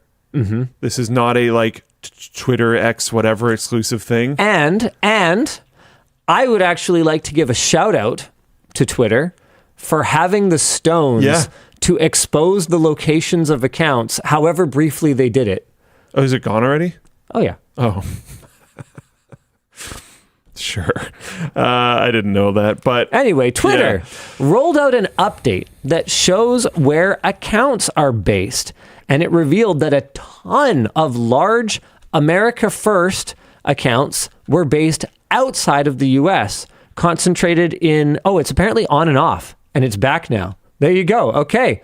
Revealing that, and I am very supportive of this, actually. I think that it is, I have major disagreements with a lot of what Twitter has interpreted as free speech or public square or whatever. They're just like objectively bullshit. But this is one that is a clearly transparent move. Haha. Give me my ding. Thanks. Anyway, concentrated in countries like Russia, India, and Nigeria. Our discussion question here is, what do you think is the agenda here? Are foreign accounts trying to influence U.S. politics? yeah, obviously. And particularly, no, I'm not done yet. Okay. Yes, they are. The question is why. And not just U.S. politics. The only reason that we're focused on U.S. politics is because it is such a focus on the platform. It is a hotbed of charged discourse around American politics. And that's where a lot of the headlines have really been focused on this. But it's absolutely a tool for manipulating Canadian politics. I know that from my own personal experience, and probably politics elsewhere that I just don't follow as closely. Almost certainly, literally everywhere. So the question is, are these foreign... for all the entire political spectrum as well, I would say. Are these foreign accounts actually trying to influence U.S. politics, or are they just using them to make money, or is it kind of some combination of the two? I mean, you can't make that much money on Twitter. You totally can. But then, really? If you consider your cost of living in certain areas around the world. Oh, I see what you mean. Okay, so if you're in a relatively low income area, but and you're making big dollar boku bucks because you got $1,200 US, right? Which could be an enormous amount of money, because it pays out in USD everywhere, as far as my understanding goes. And then there's a lot of ways to, Java Juice is saying, if you post the right kind of engagement bait slop, if you look at replies on that platform, it's just horrible, because you'll have some post, and then it'll be a whole wave of blue checkmark replies that just have nothing to do with the original post. They're just there because you're hoping that in a TikTok, YouTube Shorts kind of way, that you'll just dopamine click through the interesting things, and then they'll get impressions. So they try to hijack trending posts with just whatever. Oh yeah, trending's been broken for years at this point. But not okay. So yes, but this is also the replies to those posts. No, that's what I mean though. Oh, okay. I mean trending, clicking on a trending topic has been useless for literally years. Yeah. At this point, because it's for a long time there was a lot of porn bots, and then now it's not. I haven't noticed that as much lately. So I there's still a lot of agree, but garbage. I'm more talking about the replies to individual posts. You're talking about clicking on trending and then seeing root posts. I'm talking about the replies to those. Oh, okay. So an individual user will post a thing. Sorry. Okay, hold on. I'm going to clarify. So using the trending button for me, I would usually look for the root post that made it start trending. Okay. We are talking about exactly the same thing. Got it. Yeah. And it's the replies to whatever the original is that are completely useless now. Yeah. Totally. And that's made it not very useful for figuring out what exactly made that work. Because sometimes the hashtag... I mean, we don't really use them anymore, but sometimes the term that is trending is vague. It'll be canceled. Yeah. It's who, why, when, what, where. Yeah, exactly. Or Java Juice says hashtag blessed. Yeah, exactly. What would that even mean? Our second discussion question may cause me to lose ability to can today, depending on what you say. Do you think that this revelation that so many political commentators are not even based in the country where they are commentating on the politicals, do you think this will influence the people who follow these accounts to be more careful about the quote-unquote opinions that they consume? I will say, I don't know this. I'd bet money this is both sides of the aisle. Also, literally not at all. Not even slightly. I don't think they would care even a little bit. If anything, I could see them twisting it and being like, wow, we have fans all around the world. This is amazing. Everyone wants to be American. Our country's so great. Get rid of them. I can't anymore. Well, I can't believe our political movement has gone so far and wide. Okay, stop. That people in other countries want to be here so bad and want to join our political movement so bad. That just means we're doing the right thing. And no matter what end of the extreme you're at, that is, I'm sorry, not. Yeah, I'm speaking neutrally. Yeah. Cool. All right. Next one. Cool. Or wait, we're doing floatplane notes. Oh, yeah, let's do that, I guess. Uh-oh. Luke, what was your impression of me when you met me for the first time? Luke to answer. Doesn't have to be super complicated or long. I'm just reading Sammy's notes, dude. I don't know that. I don't know what that guy. It's been a long time. It's one of those memories where I have a memory of the memory, I think, at this point. Right. But we had how long was it? Because my memory says it was like 8 hours. Your memory is like so wrong. Because I didn't have the interview with you till late in the day. And it was like we didn't after go home hours. until the buses were closed. It was hours, but it wasn't 8 hours for sure. Okay. 100%. Okay. Yeah, there's no way. Weird in a good way, I guess. Thank you. Okay. Yeah. Well, that's Luke's story. And if you want to hear other people's story, oh no. On Monday, we're releasing Linus reacts to LMG members share their first meetings with me too, Electric Boogaloo. Nice. We'll be getting people's first time meeting me stories, including Yvonne this time, which was a big surprise at the end when I was watching it and reacting to it. That's cool. See, like I could tell a way long story about that day, but like it would take forever, so I'm going to do it right now.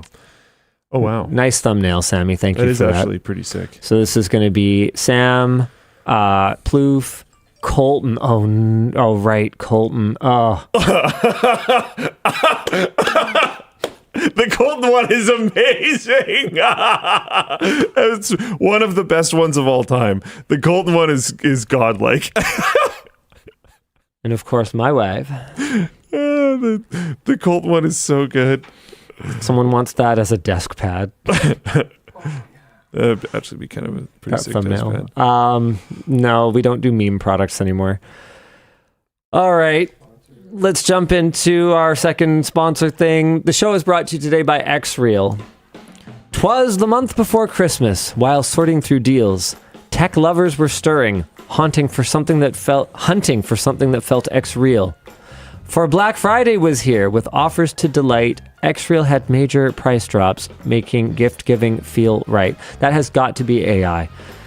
The point is, The meter's too good. the XREAL one, no, it's not that good. I had to kind of compensate for it. Oh. The XREAL one, previously $499, is now $399 on sale, and the One Pro has dropped from $649 to $599, so you can augment reality in great detail. That didn't rhyme. Oh, is it supposed to still be rhyming? All right, I'll do it. No, I don't think it is. The XREAL one, previously $499, is now $399 on sale, and the One Pro has dropped from $649 to $599, so you can augment reality in great detail. No, it is supposed to. It's just really, really bad. They're the perfect tech gift that loved ones can take on the go, and if they want to see a 171-inch world, pair it with Beam Pro. These sleek AR glasses offer visuals at 120 Hz, a much nicer gift than socks, underwear, and shirts. The deals are on until December 1st, then they go away, so go to xreal.com, Amazon, Best Buy, and grab yours today. Don't get stuck procrastinating and shopping in the snow. Grab your new pair of XREALs. Our link is in the description below. I feel dirty. That's okay. I'll feel better after we talk about Seasonic. If you're looking to build a new system that requires a powerful and reliable power supply, look no further than Seasonic. They're a longtime sponsor of ours, and for good reason. We were actually talking about them earlier on the show. They have a variety of power supplies for any build, but today they want us to talk about the Prime TX 1600. While 1600 watts and 80 plus platinum certification might be overkill for your average office or gaming PC, it's perfect for high-end gaming or for an AI-focused build. One of the best things about Seasonic's power supplies is just how quiet they are, and that's thanks to their hybrid fan control. Silence doesn't need to come at the cost of high temps. Their cables are fully modular, making installation easier, and it's backed by a whopping 12-year warranty. So grab your next power supply with our link in the video description. Fun little story about this power supply is we were working on a video on the Threadripper Pro 9995WX, the 96 core unlocked overclockable one. And we saw, I think it was 1700 or 1800 watts recorded by hardware info for this chip. And our Seasonic 1600 watt power supply did not lose it, which is pretty cool. They're pretty good. Yeah, shout out Seasonic. They're pretty good. All right. Dan? Oh, I see. Google has denied analyzing your emails for AI training, but they are still doing petty stuff if you don't use their smart features. Google does lump some of Gmail's older quality of life features in with their more recent Gemini-powered smart features. So saying no to constant LLM writing prompts also means losing categorized inboxes and even freaking spell check. Apparently, they've used artificial intelligence in Gmail for spell check since 2019. Our discussion question is, nowadays, what is your reaction when you hear the word intelligent in the name of a new feature? I think this is a good discussion question. It was less that I wanted to talk about this news and more that I wanted to talk about that. I feel like if they say intelligent and they don't say let's assume AI is in there. Okay, then yeah, usually that it's probably not very good, to be completely honest. A lot of things that have AI attached to it are just worse for it. You've had this take before where I remember when in the early days of VR, like the current wave of VR, you were often quite upset at the poor implementation of VR technology having the potential to kind of ruin the perception of VR for anyone who tries it. Are we doing that with AI, but on like a hyper scale, like on a way compressed timeline? Like, yeah, and I think companies are a huge proponent of this. Forcing people to use it when its use case for the thing that they're forcing them to use it for is often dubious. I think there are a lot of ways, like a ton of ways, to beneficially utilize AI for your work and your personal life. I think we as a company are underutilizing it. But I also think there are way more than that ways to use it that are detrimental. And I think it's one of the reasons why I think we haven't really pushed internally to use it a little bit more is because the minefield of ways that you could use it poorly has not been worth it enough to navigate yet on a company-wide scale. So it's been easier for the people that have like shown interest in it and kind of reached out. It's been easier to like work with them to make sure they're using it correctly instead of trying to get everyone to use it all at once. There's that white paper from Microsoft from a while ago, so it's not really up to date anymore, but it was very surprisingly transparent from them at the time when they talked about how companies that were using Copilot saw an increase in output, but like exactly matching. They saw an increase in like error rate, basically. I was like, wow, this is surprisingly honest. And it's a big part of the reason why I've stuck with my line of like, don't use its output. Because you have to own the output of the thing. But a lot of these companies are trying to use it not to, the ways that I would like people to use it, which is to reduce the amount of time that they have to spend on like menial tasks or things that they hate doing or whatever, and be able to focus their time on the thing that they like doing or what they can add more value to. A lot of these companies, instead of doing that, are trying to replace entire jobs with it. And in doing that are often making just massive mistakes because it's not good enough for that, for basically anything yet. Like the most prominently advertised use case at the beginning, in my opinion, like with ChatGPT 3, I think, was when everyone was talking about customer service. Because we've had customer service bots for a long time, but they're usually kind of just like decision trees. Yeah. And if you don't give them exactly the right prompt, then they weren't going to work. Yep. And then now they were like, oh, LLM versions of this are going to be great. And then almost immediately people got them to go off the rails and give people free products or crazy discounts or whatever. And a few companies that tried to replace their customer service workforce with this just got wrecked and then had to hire a bunch of people back again. Yeah, who says nothing positive came out of the AI revolution? Yeah, fair enough. So I do think there's like a lot of, and this is kind of the different part here is a lot of companies trying to use it internally has given people a bad first experience with these tools. I think also people knowing that you can like cheat in school so easily with it and stuff is giving it just a weird. Well, it's kind of like it's almost like the GrapheneOS thing that way, where it's like GrapheneOS is really good because it enhances privacy, but it gets this sort of bad rap because enhanced privacy happens to be really good for the criminal element, and so they get that brand association. So in the same way, like LLM use gets that brand association with cheaters, even though it can be used as a legitimate tool in cases where there was no guideline that this was supposed to be your own thoughts and your own work. Like my stepdad is an educator, and one of the big challenges for him is that he has a student who has some kind of religious affiliation of some sort that makes it so that they can't see if they're wearing a covert listening device in tests. And he has kind of no idea how to deal with this because whenever it's like a surprise sort of something, the work is atrocious. You know, talking to this person or corresponding via text is atrocious. But every time there's an exam situation, they do really good. But they're like he can't see their ears.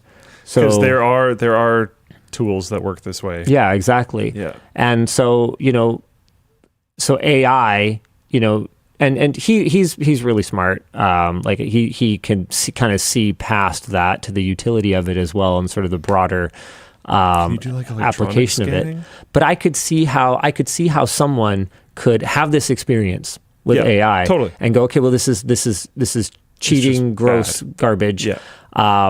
Whereas like there are I talk negatively about it pretty often, but there is the original goodness that I think a lot of people saw in it, of the like renewed renaissance, ability to like hyperscale yourself and learn things really quickly. Like a use case I was talking to Riley about yesterday is I've had this hellish reno going on for a while, and there's been a lot of times where, like, especially at the very beginning when we didn't know what was wrong or what was really happening, I took a picture of the material that I didn't know what it was, and I described where it was in detail in my house, and I sent the picture attached, and it was like, what is this? And it was like, oh, it's probably this. It might be exactly this product. If it's not, it might be these other ones. And I don't necessarily use that, but now I'm like, oh, okay, I know the category that this thing is in now. Now I can do some research on my own and find the details.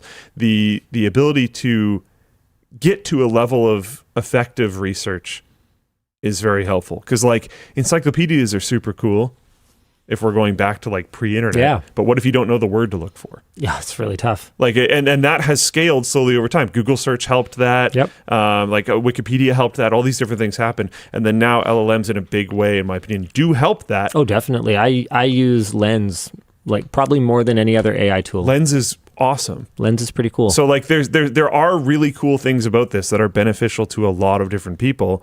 But there's also major downsides. Like another thing that Riley and I talked about, and this is going to be a full plane exclusive, we talked for like an hour about AI stuff, is like, I understand the argument of like, teachers saying you're never going to have calculators in your pockets. Now we obviously have calculators, and like, what is the negative impact on us if we are not as good at like written long form math and mental math because we have calculators all the time? That argument is legitimate when looking at AI stuff, I think, but only to a degree, because now what we're reducing is like the ability to generate good ideas. Yep, and to fact check and to think critically and learn how to and these are broader analyze concepts than mental math. And losing mental math does suck. There are downsides to that. Yep. But like, it's not on the same level. I saw a comment somewhere. I don't remember where I saw this. I have genuinely no idea of what the context was, but I saw a comment somewhere where somebody was using, I think it was a music creation app, and they were commenting about how they were like, I think this could be better if like it came up with the prompts for me. Like, do I even really have to prompt it? Can it not just like look at all the songs that I've made and like automatically make new ones for me? And then I can like, I don't know, thumbs up and thumbs down them, and then it'll just automatically make new ones again. Like, I don't even want to do that level of work. And it's like, oof. That's a huge yikes. By the way, I had a couple people ask, couldn't your dad use like a device for detecting electronics? We actually did a really cool video on just such a device a while back. It's on the LTT channel. It's called I Can Detect Any Hidden Electronic Spy Device, even when it's powered off. That is a heck of a title. Is that really the title we kept? Oh, I rented an Airbnb to look for hidden cameras is the final title. But it's called an NLJD, a nonlinear junction detector. We explain how it works. And they're pretty cool. They're very expensive and not practical. Okay. For like home use. But yeah, they can detect electronic devices even when they're powered off, which is pretty cool. It's like some Cold War era like bug sweeping tech. Now, Magic Cheeseburger, hold on, I want to come back to GrapheneOS for a second here, says, according to the GrapheneOS devs, very few criminals actually use GrapheneOS, and the percentage of their user base that are criminals is actually below that of regular operating systems. Can I just jump in for a moment? I'd like to interject. How the fuck could they know that? Yeah. The whole point of GrapheneOS is they have no idea what people are doing on their phones that run GrapheneOS. So that's actually, like, I'm going to call BS on some of the things that the French government said, but I'm going to call 100% BS on anyone from GrapheneOS pretending to have any idea what people are actually doing with it. I'm sorry, but you do not know that. Do you know Flowplane users are less often criminals? Wow, that's interesting if true. Wouldn't they be more likely to pirate, and therefore like 99% of them are probably criminals? Interesting if true. I think that means the LTT audience is, well, We actually have quantifiable data for that, yes. but that's not a Because criminal. ad block is piracy. But it's objectively not. I think criminal. but it's not criminal necessarily. Well, we need to fix that. Okay, this I don't think so. Okay. What I will say, actually, no, hold on a second. boy. Oh, God, what have I done? I think I've got a I don't have solid, time for this. again. I have a solid data point, okay? Floatplane users are far more likely to be engaged in criminal activity because that's one of the only livelihoods that could explain that they have enough disposable income to give a YouTuber $5 a month to watch behind the scenes videos. Wow. I think we closed the loop on this one. I think, yeah, so Floatplane. Which directly means. And why would they need a Floatplane if they aren't carrying narcotics That is true. and out of small South American countries? That is true. Explain that, smart guy. Firefox is privacy focused. I was just so gonna they say. want to like hide. Yeah. And every Firefox user is a Floatplane subscriber, and every Floatplane subscriber is a Firefox user. Mutually. Floatplane, Firefox, fentanyl. Wake up, sheeple.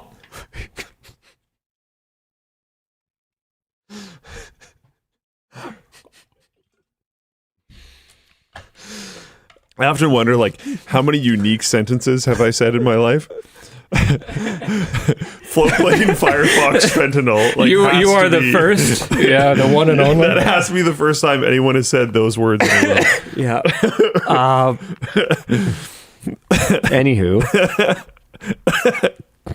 What were we? Okay. I don't know. Some topic somewhere. In the wake of Windows 10's retirement, Sure. Zorin OS developers say over 780,000 Windows users have skipped Windows 11 for Linux. They appear to be riding a major wave of new adopters as Windows 10 approaches retirement. And Zorin's developers say they've seen over 1 million downloads in just 5 weeks, with more than 78% of those supposedly coming directly from Windows systems. Zorin OS's most obvious selling points is a very Windows 11-like experience, and they're courting more than just Windows users, blah, blah, blah. They have the site advertises desktop layouts that imitate macOS, Chrome OS, and even other Linux distros like Ubuntu and Linux Mint. My question, though, is, Zorin, that's cool, but your pro version is $48 US. At that point, couldn't you download Linux Mint or Ubuntu for free? It's a little strange. I'd be interested to check out Zorin.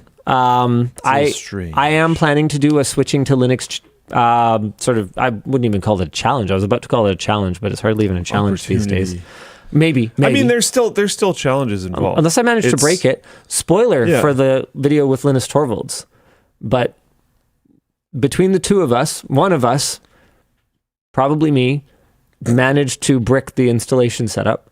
So my curse is not yet broken. So we'll see. It's see like how it goes. I mean I've been talking very positively about Linux stuff on WAN Show for a while now, but it's not, you know, it's not without its faults. I don't think that we should ignore all of its kind of faults. But I think it's pretty sick. It's getting a lot better. If you ignore faults, really fast. you're going to have an earthquake. I missed. Nice. I didn't deserve 2 dings for that, but I'll take them. But it's. I mean, I think it's not perfect, and also nowhere near as bad as the vast majority of people think. I think both of those things can be true. And I think if you try to look at Windows and say that it's perfect as well, it's totally not fair. I do think the ability for a really bad day because of your operating system is probably higher on Linux. But I do find that the ability for a series of consistently bad days is probably higher on Windows. That's where I'm currently at. OmniOwl says Zorin OS is much more Windows-like than Mint and Ubuntu. You are not the intended customer, Linus. Relax. You don't have to jump in front of a Linux distro. His point was that you can make it look like a different one, and you can pay for that, but you could just go get the different one. Yeah, a different Linux. And like Linux Mint is just cinnamon. So like, I mean, you can layer that on top of like a ton of stuff. Yes. That part feels a little silly. Yes. But yes, making it look like Windows, yes, that's definitely a thing. I never questioned that. All right. Cinnamon just looks like old Windows. Which, I mean... has a charm. Yeah. I do find it interesting that, like, what is it? Windows 10 retirement is approaching. So a bunch of people are migrating to an OS that has very Windows 11-like user experience. That's interesting to me. I'd expect people to go to one that was very Windows 10-like. But our notes say it's very Windows 11-like. I don't know 100% what's going on there. All right. An unredacted court filing reveals claims that Meta had a 17-strike policy for sex trafficking. You're shaking your head. I don't understand. This actually blew my mind. What's the problem with that? What is the 16 problems with that? The 16 strikes past the 1 strike. Yeah. All right. Unredacted court filing claims Meta once let accounts accumulate 16 sex trafficking related violations before suspending them finally for the 17th, according to former safety lead Jayakumar Vaishnavi.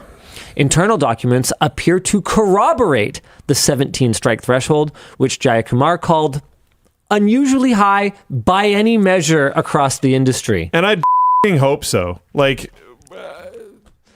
The filing also alleges that Meta repeatedly shelved fixes to tools for reporting illegal material if they hurt engagement. Naturally, Meta denies the accuracy of all of this.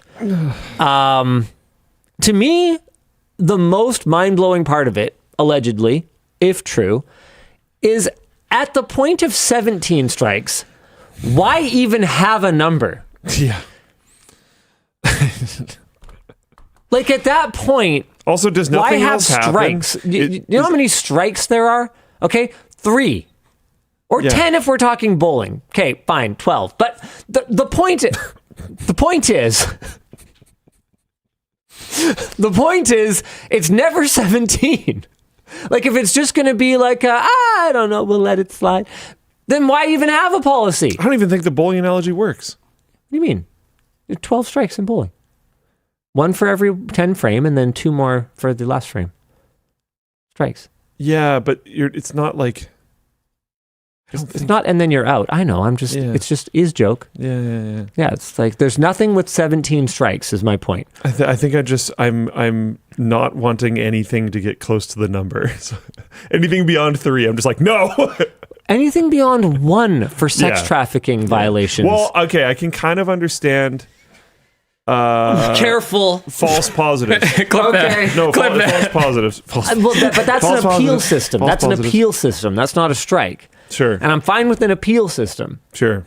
But no, if you get a real sex trafficking.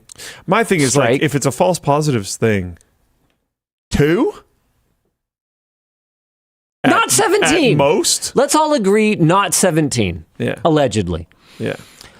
This comes as Meta has been lobbying the Canadian federal government to introduce regulations requiring app stores to verify users' ages. This is sort of a separate thing now. I just thought this was interesting. If implemented, these regulations would shift responsibility from services like Meta's Facebook and Instagram, or, Periscope or whatever the kids are using these days, and move them on to companies like Apple and Google, who maintain these marketplaces instead. I actually think that makes sense.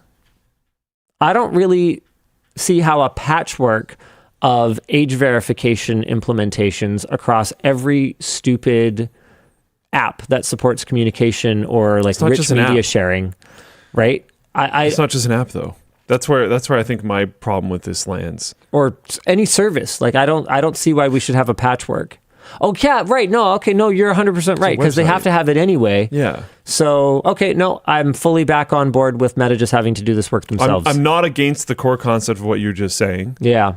No, But I think they just would both need to do it. I went full like not proper boomer, and I forgot that like Facebook is not just an app. I'm trying to think when. Yeah. Oh no. I would use the website when I'm on my computer. Yeah. No. Yeah. I forgot. It's not an app. I just didn't think about it in this context. Obviously, like I use Marketplace. I don't know. Can you use Instagram in the browser? I think so. I think you can now. You couldn't in the early days. It was just an app. Yeah. And like WhatsApp for a long time was just an app, whereas now it supports linked devices pretty well. So I think I just got caught in the it's an app thing. All right, our discussion question here is, how different do you think Meta's behavior would be if Mark Zuckerberg wasn't the CEO? Meta's robotic pursuit of engagement seems to line up with this memified perception of Zuckerberg as sort of soulless. In your experience, oh God, who wrote this question? Ugh, all right. In your experience, how much does a CEO actually guide the actions of a company? This one says, I don't think that word is quite what it should be. I think it really depends on the company. And I think you can see the scale from literally 0 to 100. Talking about, someone said insert Elon meme. Yeah, okay. So there's your obvious bait for the 100. Sure. But then there's also the other end of the spectrum where like almost no one even knows who the CEO is unless you like dive into it. But surely internally they do. Yeah, and I'm 100% certain there are companies where they don't have a ton of impact. Like Floatplane. Was that the one you were thinking of? I mean, no, but that's actually very legitimate. To be honest, but like there are examples of this, and it's not just Floatplane. It scales a ton. It's kind of an interesting position because it feels like it's one of those things where like everyone has their own kind of take on how it should really work. Right. I would love to hear Floatplane's policy for this. 0 strikes, 1 strikes. It depends on how the strikes are assigned. We don't have like an AI system going in and trying to detect content. So for us, it would be 0? It would be a human review. Yeah, exactly. So then if it's like, oh, you're doing that, then you're just done. There's no leniency. Yeah. At all. Obviously. Like our line is, is it illegal? And the answer for that is clearly yes. Like the way that I would like Facebook to do it is they obviously have way too much content for it all to be manually processed. Yeah. So if something gets flagged, you can maybe like restrict their account, but don't completely remove them from the platform, but maybe make so they can't do like direct messaging or something, and then put it into manual review. And then if it gets manually reviewed and they're doing that, don't just suspend their account. Report them to like the police and stuff. And then also suspend their account. Because I noticed that was suspiciously lacking from this documentation. Was it just mentioned that they suspend their account? And I'm like, nah. This is one of those situations where like, there's some platforms that are fully anonymous, and it's cool that they are fully anonymous. Facebook's not. And in this case, I'm totally okay with like, if there's sex trafficking happening on Facebook, it should be reported. Okay. Like, that where did you think I was going? That was one of those like. That was one of those ones that's very sound biteable. Fair enough. Fair enough. Whoa moments, come on. I mean, it was a pretty. I went whoa. You know what they say? Go whoa, go broke. That's because you get canceled. Oh, okay. You know, I'm not digging that. Yeah, no, I don't deserve it. I don't deserve it. That's pretty rough. It's too far. Okay, brief mention of something about a book is our next topic. Hi, Linus and Steven. Just wanted to drop you a note that we've shipped the book your way. Here's a tracking number. Any help promoting the book would be super appreciated. Let me know if I can help in any way. Please feel free to share any thoughts on the book once you get it, especially if something doesn't look quite right. Huge thanks, guys. Rad. This was the Iconic Phones book that I contributed a couple of quotes for. I don't make any commission on these. I said I don't care. So yep, Iconic Phones. It's a table book, and it has quotes from tech people like Mark Swanson, Director of Product Management, BlackBerry, or influencers, because I don't know, whatever. People like stuff that has influencers in it.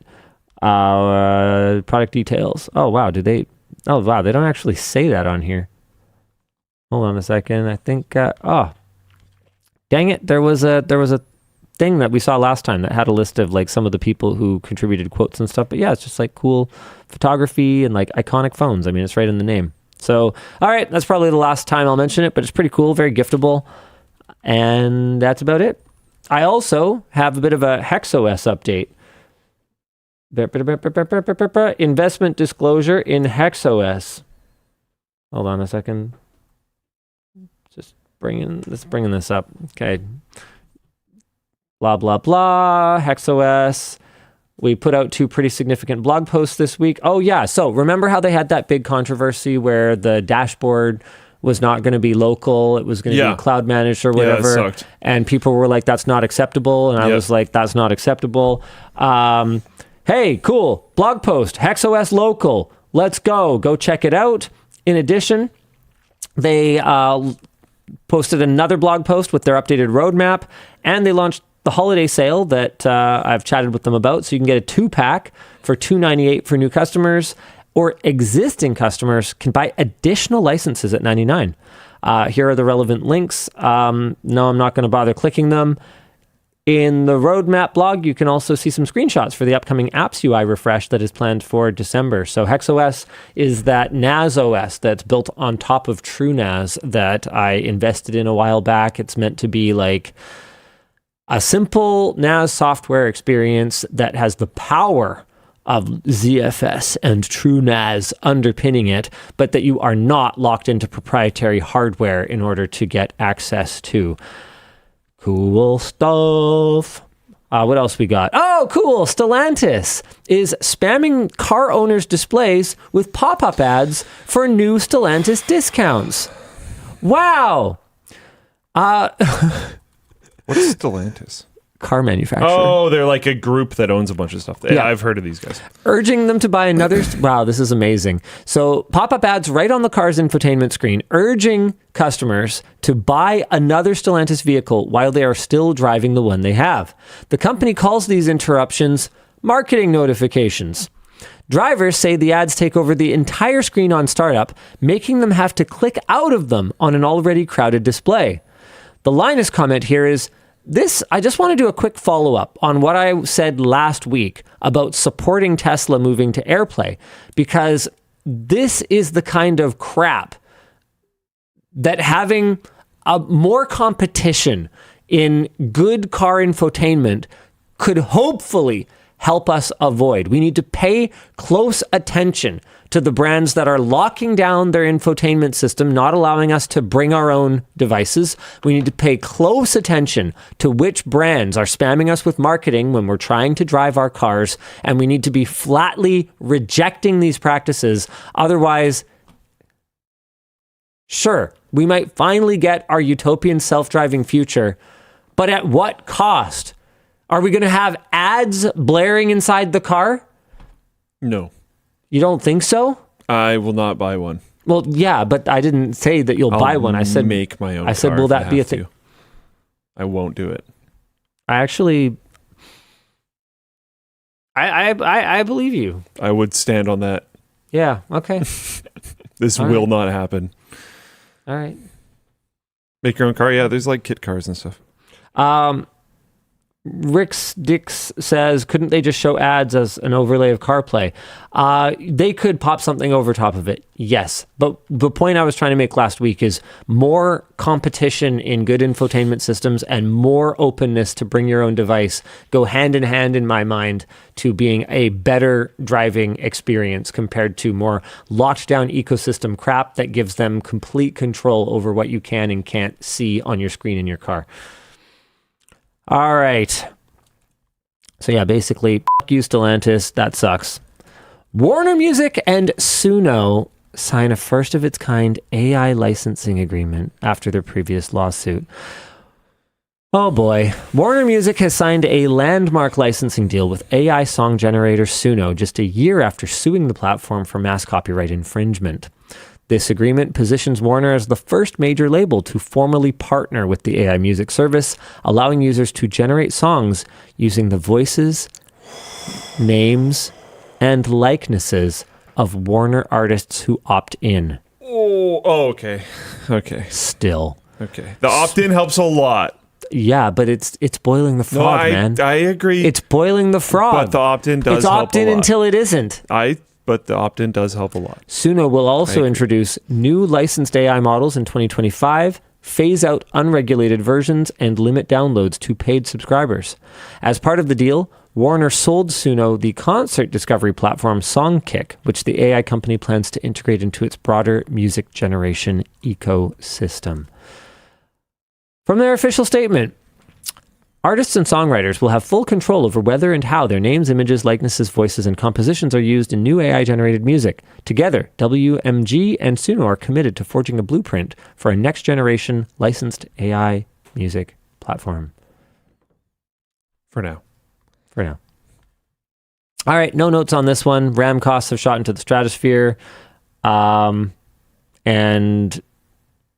seriously? Tim Sweeney weighed in on this. All right, sure. Yep, it's bad, all right. It's bad. Yeah. Dan, it's time for WAN Show After Dark. Oh my God. Time to do some merch messages. Oh my gosh. Wait, what happened? Was there another spike? Yeah. Oh, We're nearly at 1,000. wow. I felt like it was like steady and then kind of slowed and then was steady, but did it like blip again? Yeah, there's been 2 humps today. Oh. Alice the camel has 2 humps. I'm in. Oh, whoa. Yeah, there really was. So insulated water bottles were winning by a lot for a long time. Oh, That's yeah. right, yeah. And then the arches, I don't know if you mentioned them additionally or something, but the arches just took off. No mention of the arches. The arches weren't even in top 3, and then now they're number 2. Most popular item. Oh, yeah, look at that. You mean 1? Yeah, my bad. Nice. Yeah, so there's the top items today. Water Item. bottles is winning for a long time. The water bottle deal is crazy. It's a good deal. It is nuts that it is. Good water bottle. If I remember correctly, let me go look at the story. I think it's cheaper to buy 2 water bottles that you choose than it is to buy 1 mystery water bottle right now. Wow. Oh no, that's a 40 ounce. Nice. That's a little odd. I think this is a global site problem. Just a little fun fact thing. Uh-oh. What now? 40 ounce water bottle, then you go into the insulated water bottle section and they're all liters. Oh, yeah. That's cute. We'll figure it out. Yeah. We're getting used to having 2 different websites. Yep. It's a pretty minor thing. Yeah, I'd say as far as errors go on e-commerce sites on Black Friday, that's... It's not bad. Yeah, that's right up there with least problematic. But yeah, you can get 2 water bottles, including up to the 40 ounce ones, for $30. which is nuts, Go for it. considering the mystery 40-ounce water bottle is $40. All right, Dan, hit me. Or do you want us to just read them this week? We could do that. I might dump over to you if I sure. get another spike. Okay. Bout ye. Hello from Belfast. Glad to catch on WAN Show Live. Been waiting for some free shipping to replace my broken bag. Linus, how's the bike coming along? Okay. He also said, we love you, Dan. She's a 6 to 8 foot job, okay? But it's done. It is sitting in a pile. No, stop it. It's done. No, that's not what I'm smiling about. You said foot job. I've got something planned for the sock launch. What? It's going to be fun. What?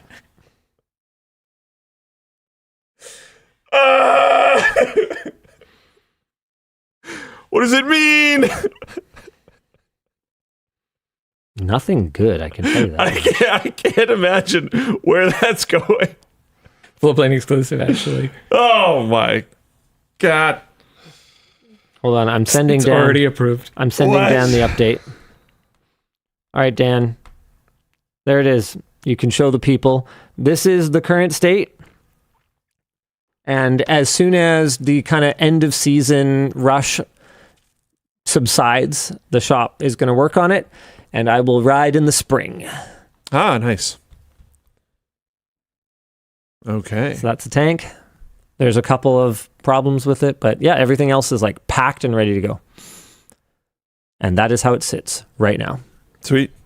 Can't wait. Totally done. Totally done. Hey, LLD. Finally managed to watch live from the UK. Love the engineering that goes into so much of the LTTStore stuff. So what's the most interesting thing you've learned while designing something? Most interesting thing you've learned. I feel like every meeting that I have with the Creator Warehouse team is full of interesting things. And not just the engineering team, because there is a surprising amount of engineering that goes into like the fashion stuff as well. If you want it to be any good, like fabric science is pretty cool. The most interesting thing, okay, I happen to have a lot of products in front of me that I could maybe, okay, I don't know if it's the most interesting thing, but it's something that is pretty interesting. No, definitely not that. But I remember Jacob, who did a lot of the modeling for our MCM cable management arches. I remember him explaining to me that the magnetic hold of these is not as simple as just put a big magnet on it and it holds good. Because I never like studied magnetic fields, so I didn't know much about it other than you got your North Pole and your South Pole and your, everything in between, where people live. And sorry. I didn't really know much about it other than they like attract and then the other side repels. But he was showing me some of the modeling and simulations that he was doing to bring this product to life, and explaining how you can actually fine tune the way that a magnet attracts, so you could have like a more even increase of its attraction over time, or you can have like an extremely strong attraction that fades off much faster. And there's a bunch of like fine tuning of this design that I'm not going to go into, that makes it so that they like really grab on When they're close. And it was pretty cool. So everything is sized just right, such that, have you noticed that there isn't really like a knockoff MCM still, even though the concept of it is so simple? It's because you can't really undercut it, because neodymium just costs what it costs. And to make something that's as good as this, you actually have to put in way more work than it's worth. Even though it's just a simple plastic arch with some magnets in it. And yeah, you could totally 3D print one.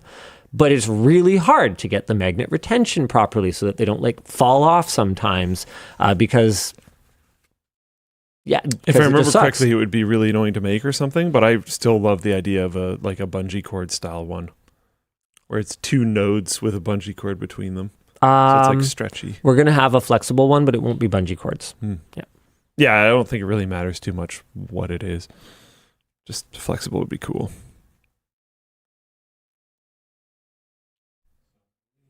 No, you're doing great, Dan. Are we going to crack 1,000 merge messages today? Yeah, it'll be a record all over the board. Question for Luke and Linus. Have you ever been at a Black Friday launch, and what's the craziest thing you witnessed? No, Black Friday wasn't as big of a thing here until fairly recently. A thing when I was growing up. Yeah, it was all about Boxing Day here. Oh, yeah. But I was like lined up at Future Shop one Boxing Day that was unforgettable. That was the year I got my $0 after mail-in rebate CD writer. CD or DVD, I can't remember, but it was an optical drive from BenQ. And then a lot of the Canadian, like once we started doing Black Friday thing, online shopping was already kind of enabled. Yeah. So I've engaged in Black Friday sales, but I've never rushed to a store because in my mind, I could look around faster and find the good things faster just online. I did the lineup at NCIX thing once. I got a Samsung monitor for like cheaper than an off-brand monitor, and I got the last one that was available at that location, and I was like lined up around the block. I audible groans behind me. I was super stoked on that. I actually really miss like game lineups. Really miss those. And the Halo 2 lineup was like very fun.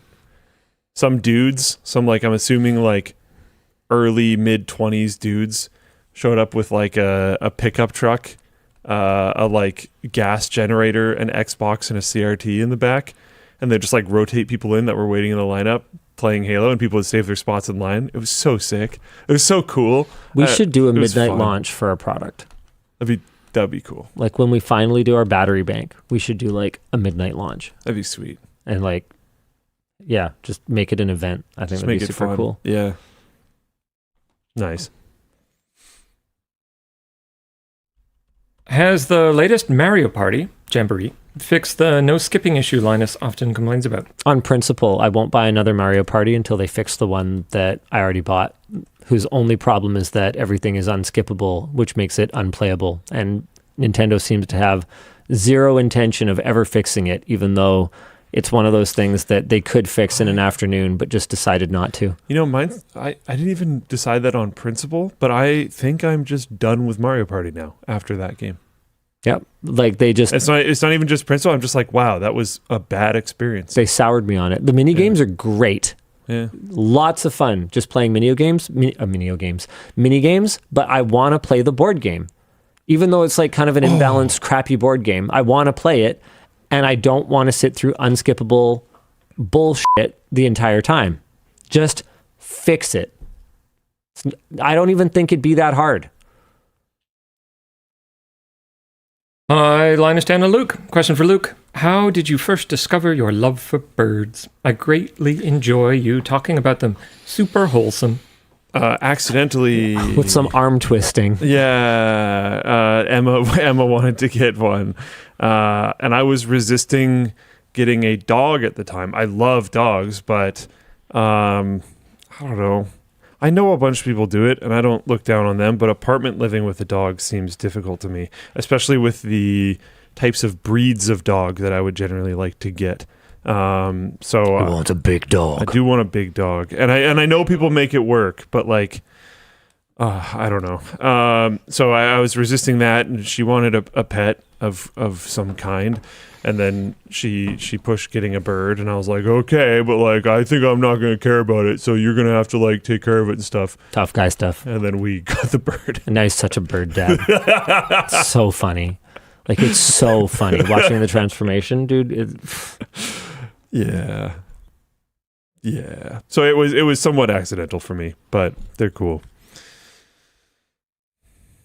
Hi, WAN. I seem to be unlucky with my genetics, and I am potentially sensitive to QD-OLED monitors, my eye strain and weirdness.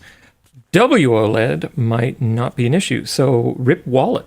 Have you guys run into this, or am I SOL? I'm afraid I haven't run into that. That's, It did never take heard of me that even. a long time to adjust to my OLED.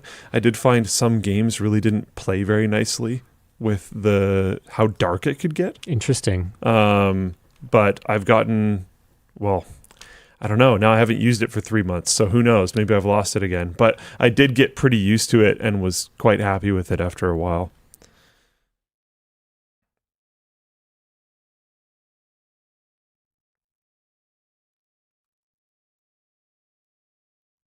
Yeah. Oh, sorry, I thought you were pausing for something else.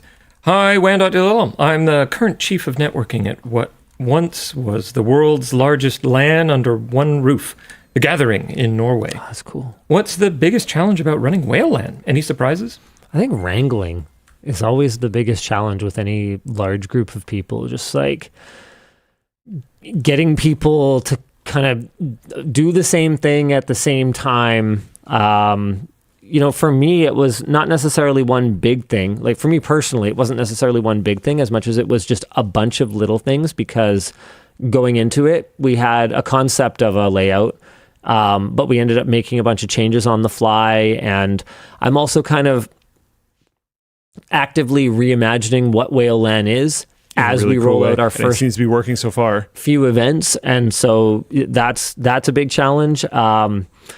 We had some networking issues, which, you're going to expect anytime you're running, the first event in a while. Hopefully we'll have those all resolved for the next one. We had a ISP outage, and then we had a couple of other. The ISP outage was surprising. Yeah, the timing, right? It's pretty rare too. Yeah. But yeah, overall, it went really well. We need to figure out our power distribution a little bit better. It's all the usual stuff, but it was all little issues, and overall, the attendee response scores were really high. People had a really good time. So you don't want to have to lean it on that though. You want both sides to be good, the technical side and the entertainment side. So yeah.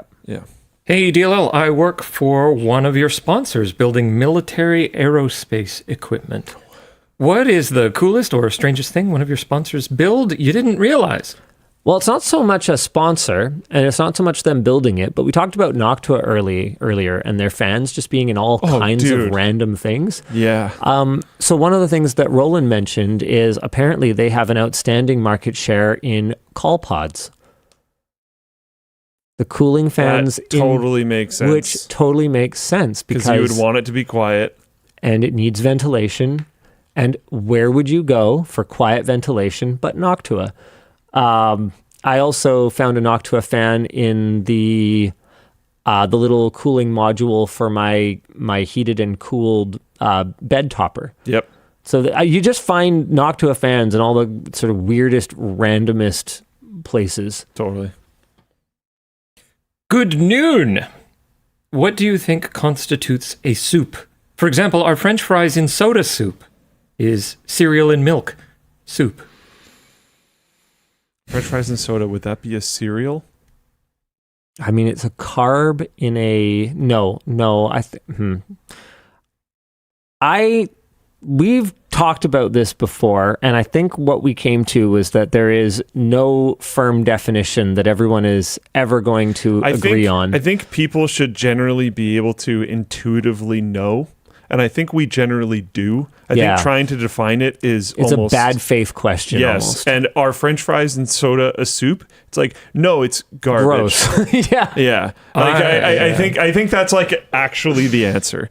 I've decided that pool is a soup because it's got meat, vegetables, and salt in it. Sorry, pool? Yeah, like when you go swimming. Like, okay, because there's a noodle. It's got noodles, it's got meat, it's got algae, so it's got vegetables and salt, right? Yeah, salt. Yeah. If algae is a Soup? vegetable. Okay, swimming pool, soup. Vegetable's a culinary term. Anything could be a vegetable, I For think. sure. Yeah, fair enough. Also, Conrad, no, a hot dog is not a sandwich. It's a taco. Hi, LLD. Also, you're not technically a vegetable. Woo! Oh, no, I'm wrong. Okay, whatever. I mean, it's an AI summary, so you might still be right. Hi, LLD. What's a game that you're excited for that will surely come out in 2026? GTA. Yeah. I mean, I'm not actually that excited for it. I actually still haven't played GTA 5. I'm pretty excited. I really liked the campaign for GTA 5. Yeah. I had a great time. I probably would too, but I haven't managed to play Red Dead 2. I haven't managed to play Cyberpunk. I haven't managed to play GTA 5. Like, the last thing I need is another like 80-hour plus game on my list of games to play right now. I haven't played Red Dead 2 either. I really enjoyed Red Dead 1. I'm planning on playing Red Dead 2. I was planning on playing it pretty soon. I had it installed before. I've installed it multiple times. Yeah, I have too. There's a bunch of crazy mods for it because, of course, and there's a mod list from a YouTuber called Nakey Jakey. Well, it's not. The list isn't from him, but he has a video talking about it, and he had a list of mods that he used, and I'm like very tempted to not even play it normally the first time and just try to run in directly with this mod list and see how it goes. Hey LLD, even though I am skeptical of the current leaks, I believe most of the discussion is, and then in brackets, and believe most of the discussion is pure hopium. What would your expectations for Half-Life 3 be? How could Valve revolutionize FPS? I'm full on hopium. Man, I feel like there's no way for me to answer this question without people being mad at me. Someone's going to be upset because I'm pretty sure I know what you're going to do. There's been some fun leaks into the CS2 engine about like materials interacting with each other, like waters and oils and things like that, and particle simulations. Okay. But like, I played Half-Life 2 all the way through. I played episode 1. I played episode 2. I thought Far Cry was better. I didn't grow up with Half-Life. Not the new Far Cries. Sorry? Not the new Far Cries. No. Far Cry 2 was a giant piece of garbage, and then I just resolved to never play a Far Cry game again, which is easy because I had no time to game for like 10 years around that time. Yeah. But I enjoyed Far Cry 1 more. I had zero... I had zero like nostalgia for Half-Life going into it because I couldn't afford a 3D gaming machine until the point in my life when like Far Cry, Doom, and Half-Life 2 all came out. Like, what a year that was. Holy crap, right? So yeah, I played Half-Life 2 because everyone played Half-Life 2. I got a free copy with my All-in-Wonder Radeon 9600 Pro. That I held on to for all that time, that it was delayed and delayed and delayed. And I guess maybe part of it was just like getting my expectations up super high. The gravity gun was fun, but you know, it was in at least some senses, at least aesthetically, another brown 2000s shooter. Like, it was kind of ugly, whereas like Far Cry was beautiful. I felt more advantage of the incredible visuals that were suddenly possible on the hardware at the time. And I find the very puzzle-oriented gameplay fun when I'm playing a puzzle game. Portal is on my top 3 games of all time. Dude, so good. Portal is an absolute masterpiece, and I think is a much better use of Valve's kind of narrative style. Portal and Portal 2 are both God mode games. And yeah, I made it like an hour and a half into Alex, or 2 hours or something like that. And I was just like, yep, well, this is Half-Life, all right. And the Combine is still bad, and humans are still oppressed. And this is all kind of a downer. I don't know, man. So what are they going to do? I don't know. Something that'll make a lot of people really happy. And I'll at least try and play it. Yeah. But like, if the campaign's as good as Titanfall 2, I'll be surprised. Like, dude, especially that level with the time shifting thing. God. Oh my God. It's so good. Oh. peak. I don't know. I mean, I think a big part of the reason that I'm skeptical is a big part of the reason that Valve is so hesitant to release an FPS. Yeah. Because there's been so There's much not a lot more to gameplay do. innovation. Yeah. Yeah. And so for them to come up with something like groundbreaking Real-time strategy. is tough. Half-Life 2, but it's Anno. Just destroy Do you have every example Do you want to that be more anyone... messages to respond to? Do you want to be able to shoot the aliens? You have to first produce firearms and ammo. I need new guns On or your I won't various upgrade islands. my house. Please keep reading them. I'm at 21 now. Okay, yeah, sure. I How are you falling so far behind? Is there another surge? Yes, What's there happening? is. Yeah. Why is there another surge? Did they send out an e-blast or something? We're over 1,000 now. Yeah. Do you wanna know what the 1,000th merch message today is? Sure. I'm not watching right now.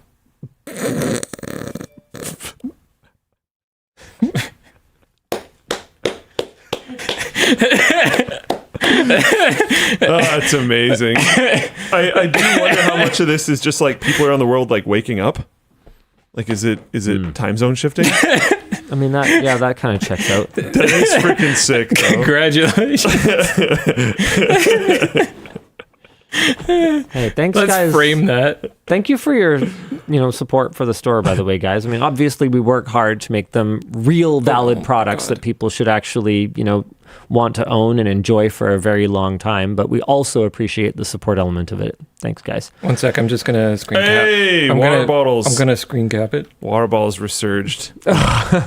Oh, never mind. No, never mind. Arches. Live upset. Arch is in the lead. God. This is crazy. Hold on a second. Where'd the thing go? Most popular item. Yeah, water bottles went out ahead, and then Arches immediately passed them by 4. That was wild. Well, I guess when someone buys a kit, does it register each one? It shouldn't. Most likely, they're all separate products technically. Yeah, I would think so. Oh, I see. Yeah. I see. I thought you meant like Yeah, Don't you this have is- a free Steam Deck with the HomeKit? Like, this is 2 water bottles, right?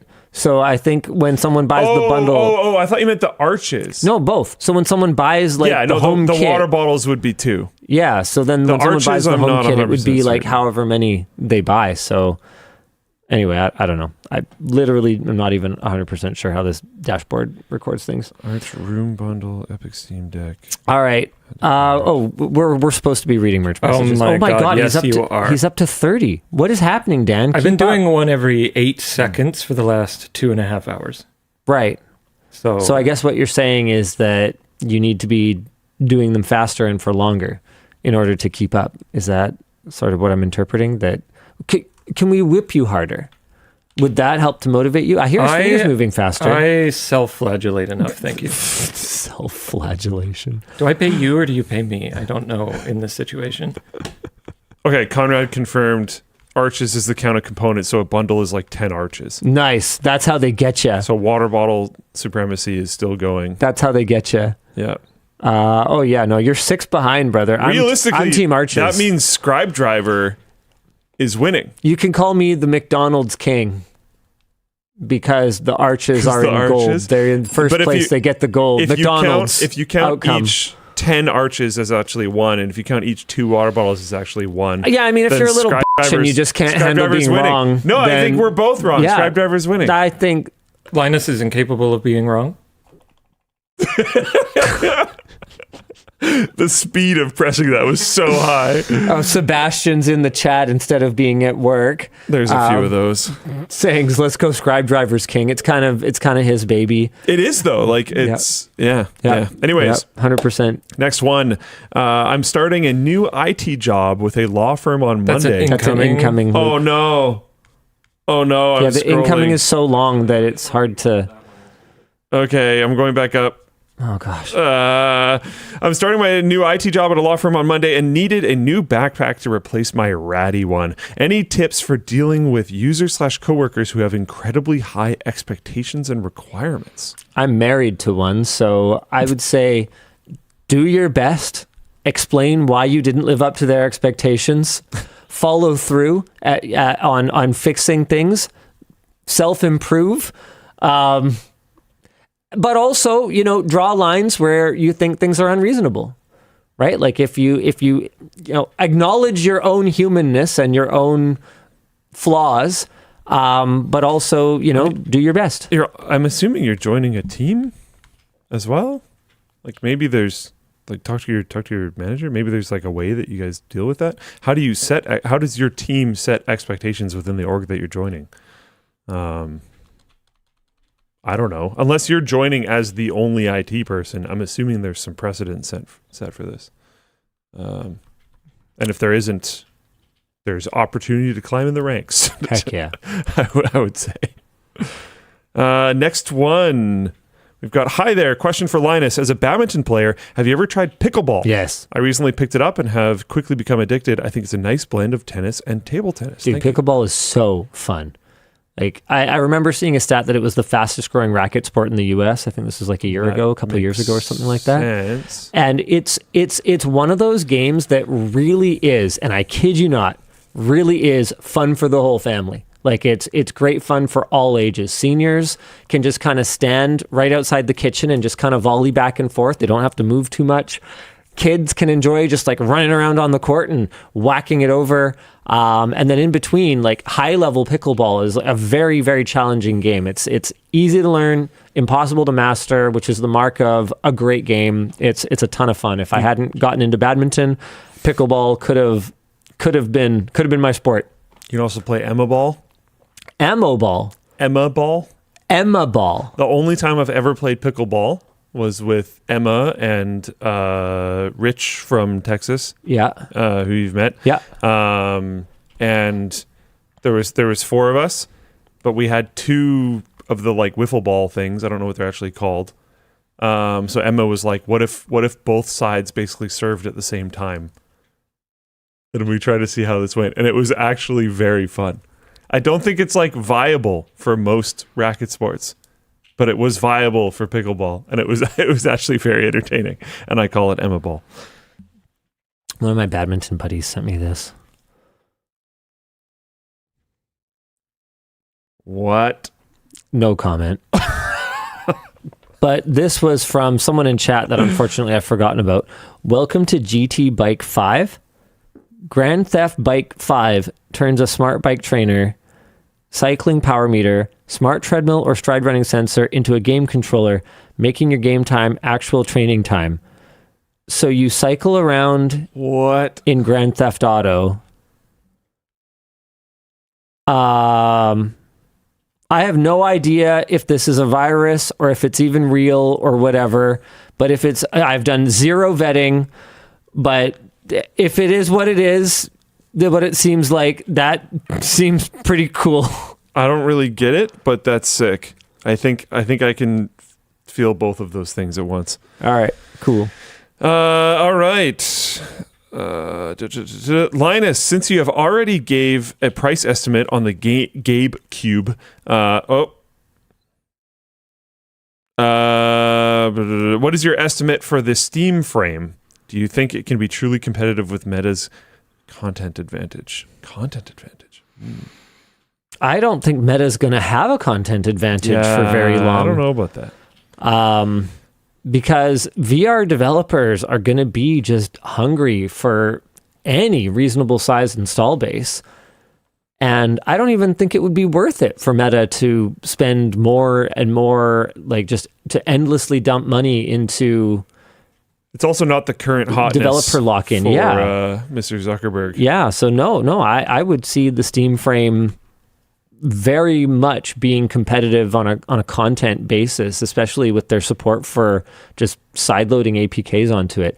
By the way, I'd like to digress for a moment here.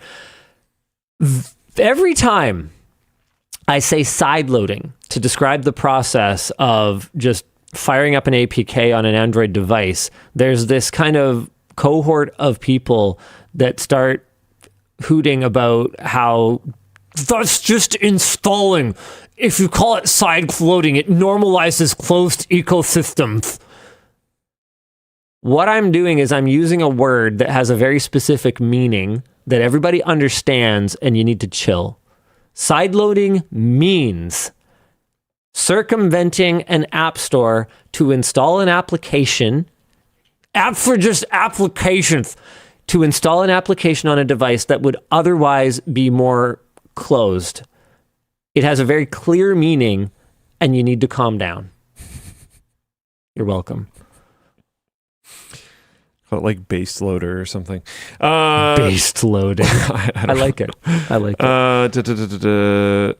Linus, what's your family's take on durian? Is it the king of fruit or gross fruit? What is your favorite fruit outside of North America? Your favorite fruit that is native outside of North America. You missed the key word there. No, you're great. You're doing great. Hold on. I'm going to archive the GabeCube one. Oh, someone else did it first. Good thing I didn't do it. Okay, everyone in my family loves durian except me. I literally won't be in the room while they're eating it. It smells like farts to me, and I can't overcome that. Okay, so the durian smell is rough, but I also think it's nuts that people put durian smell and stinky tofu smell in the same bucket. No. I don't think they're close. No. Durian smells like farts, and stinky tofu smells like so it smells like rotting dirty laundry water to me. Like it's like a whole nother level. Yeah. Like durian can be rough, especially if it's like if you're in an enclosed room, basically. Yeah, it's like being hotboxed with like that gassy coworker. Like it's not a pleasure. It's not a good experience. I'd take durian over fish though, honestly. Like a really fishy fish. I'm not a seafood guy. It makes me feel pretty nauseated. So it's it's not that bad. Like it's still fruit. With that said, I've definitely gotten more used to it. So it'd be hard for me to experience durian the way that I used to experience durian, where I would like want to leave the house when Yvonne's family like cracked open a durian. Yeah. I'd be like, I'm going out. Favorite non-North American native fruit. Oh, dude, I don't even know. Like, I wouldn't know the names of a lot of the like random fruits that I've tried. Blackcurrant. Blackcurrant, is that not native to North America? Blackcurrant's pretty chill. I think we have BC or at least West Coast varieties now. What are those like hyper crunchy? Where are autumn crisp grapes native to? Origin. That's a good question because that's going to just default win for me. This is almost U.S. Okay, yeah. So there, non-North American native. Wait, the new variety was developed from a cross between parent varieties, including Italia, which I assume is from Italy, Muscat of Alexandria, which I assume is, I don't know, Roman, and Kara from Turkmenistan. So I'm going to go with autumn crisp grapes. They're amazing. I'm stealing one from chat, but peaches. Peaches are not North American native. Not native. Oh, fascinating. I think that's they're the whole grown here. Okanagan Valley thing. It's like, yeah, I think they're grown here, but millions of peaches. Peaches for free. That's the second line. Yeah. You know what? We have huckleberries are native, which are pretty nice. I don't know if most of the world even knows about huckleberries. How about you eat our native plants? Got him. Yeah. LOL foot job sock launch. Greatest tease ever. Thank you guys for an entertaining show. Is there a way to take apart the scribedriver for cleaning? I love it, but it's getting a bit dirty.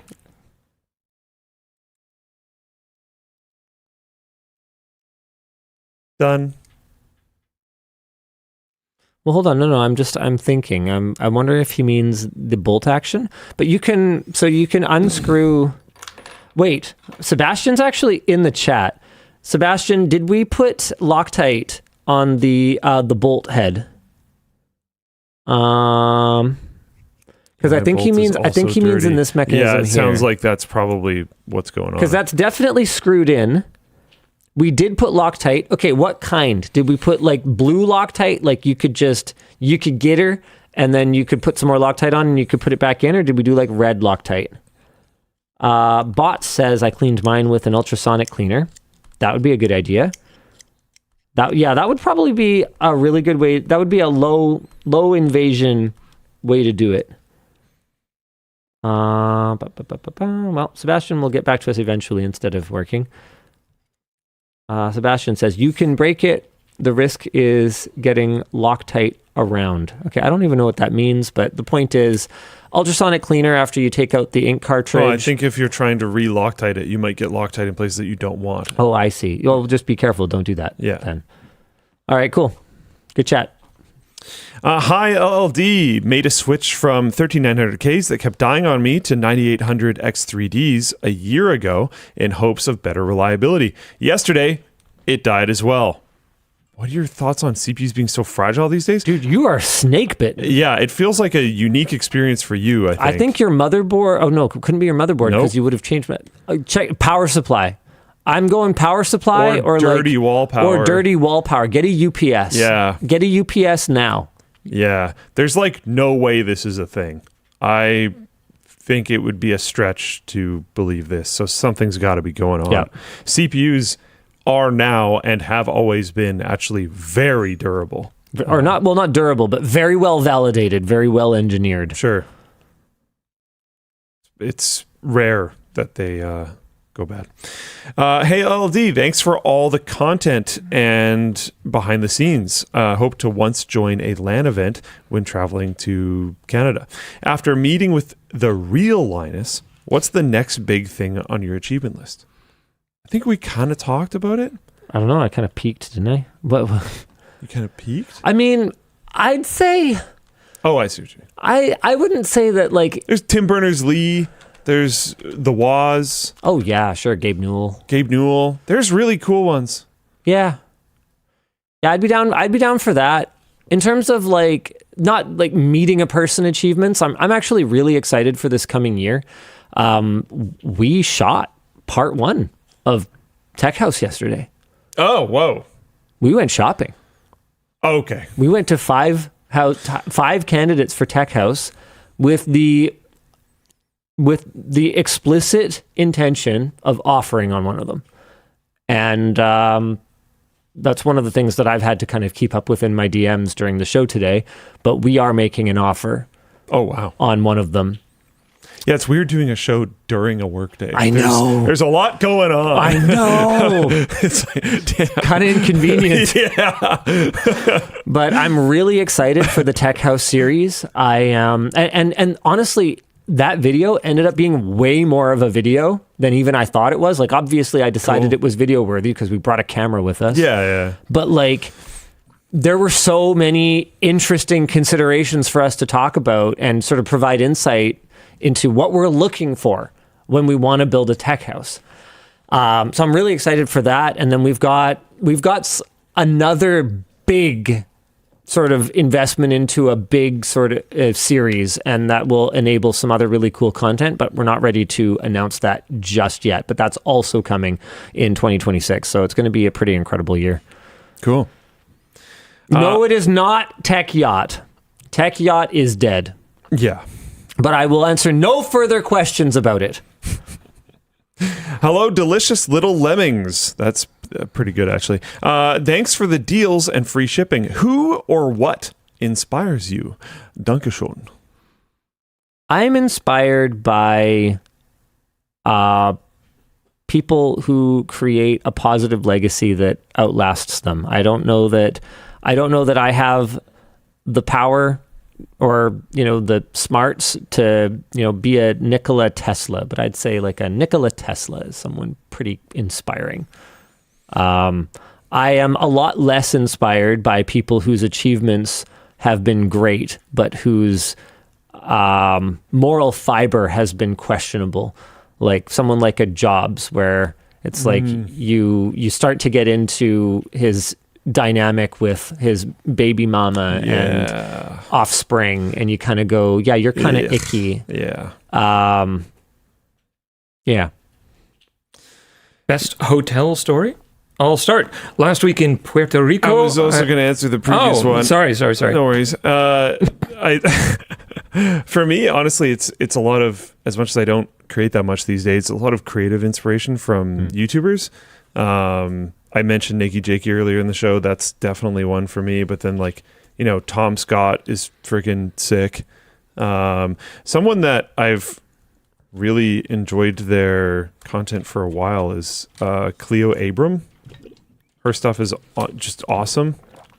There's a bunch of really... YouTube is a special place, I think. There's a lot of really cool stuff that happens on it, and I'm constantly afraid that it's going to move more corporate, focus more on, late night TV shows and NFL or whatever else, instead of embracing its like original... The you part. Yeah. And, they've held on for this long. I'm not that scared that they're going to randomly just lose it. But you hear some things every once in a while that are like, oh, come on, guys. Like, keep the focus where it's always been good. And yeah, agreed. I get inspiration from that. Yeah. Hold on. I've got a not merch message. Tajinder Singh in Floatplane chat says, super excited to get the ultimate AIO TV going. Picked it up a few hours ago. How can I make it more ultimate and maybe less jank? Any tips?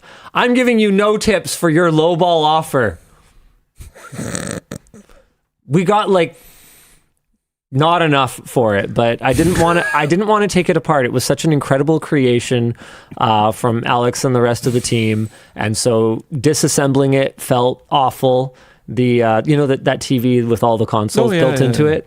And so I was like, okay, no, Alex Dick in logistics, I want you to find someone locally, because there's no way we can ship it, who will give us a reasonable offer. And that was the highest offer we got, and it was frankly insultingly low, but you're welcome.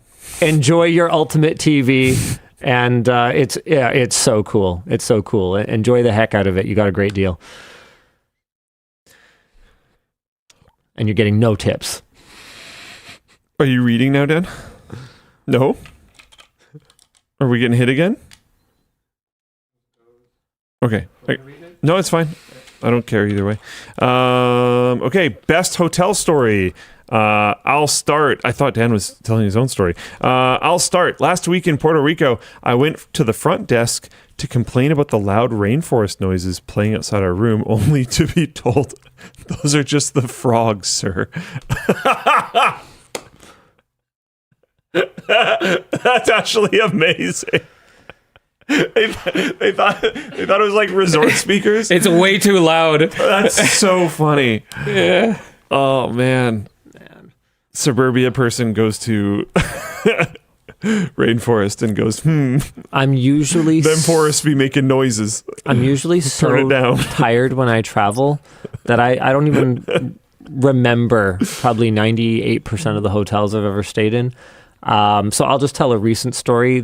I thought this was cool as heck. The hotel we stayed at in China during the Huawei gym tour, which, by the way, have you watched that video? Yes. It's sick, right? It's pretty cool. I wish more people watched it because it's pretty cool. Oh, yeah, that video bombed. Yeah. But it's a really cool facility where they validate like health tracker stuff. They have just kind of like, what would you change to make that your dream gym? Like, it's got freaking everything. Yeah. It's so cool. Anyway, the hotel I stayed at when we were doing that tour had in the lobby these little robots that have like a cavity in the chest of them. They're like a cylinder, and they have a cavity. So instead of Uber and Lyft drivers or whatever their equivalent is over there, or skip the dishes, having to talk to the front desk or like bring the meal up or whatever, they just key in the room, load it into the thing, close the thing, and peace. And they will just automatically go up to the room and deliver it for you. I had one like almost run over my foot. We had one of those too. It like went over my foot a little, not with the wheel, but just with the skirt. And they're like pushy. They're so cheerful. Like I'm not gonna say things that sound Chinese because that's like not a thing that you do. Sure. But I don't speak Chinese, so I can't. But anyway, the point is there was no English on them. So in Chinese, they'd be like pretty much along the lines of like, I'm just on my way to get out right now. Make sure you're not in the way. Like it was just ridiculously cheerful.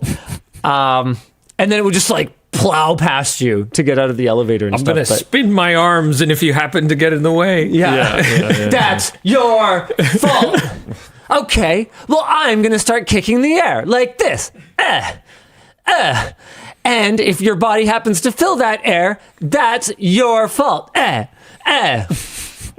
Anyway. Okay, I forgot to broadcast that one. I'm really good at this. Well, I mean, I don't make you guys do this very I often. think the dashboard is... Oh, I never There broadcast we the go. ones that we read when I dismiss them. I just archive them. Conrad yells at me if I don't. Oh, I think it's important. I don't ask questions. whoopsie doodles. Also, shout out Conrad. The performance of the dashboard has been absolutely flawless today. Good job, dude. Yeah, in Heck spite of us yeah. having well over 1,100 merch messages. This today. is Definitely record time. Absolute record. Next one. I work in cybersecurity and keep receiving incorrect AI-generated documentation.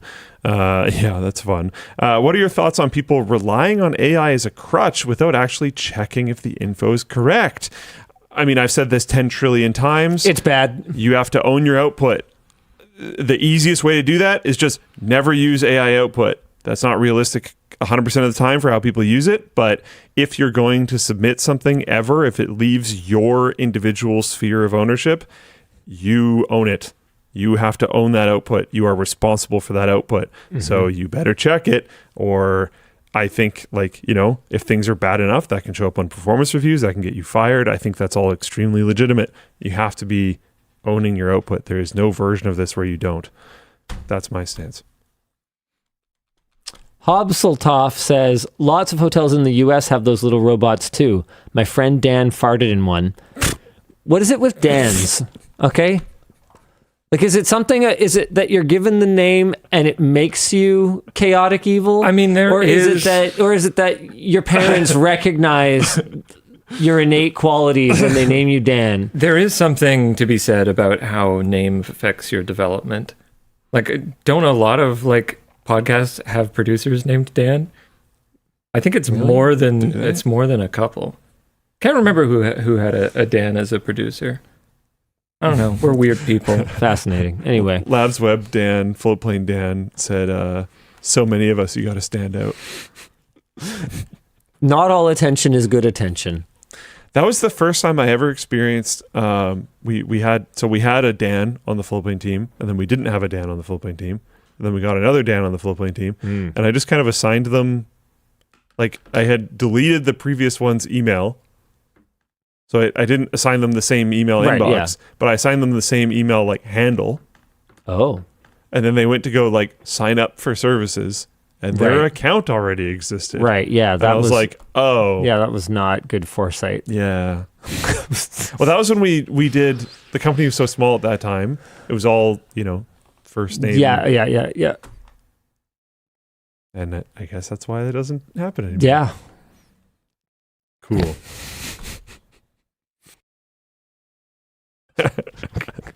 You had all these problems onboarding because you'd be like, oh, well.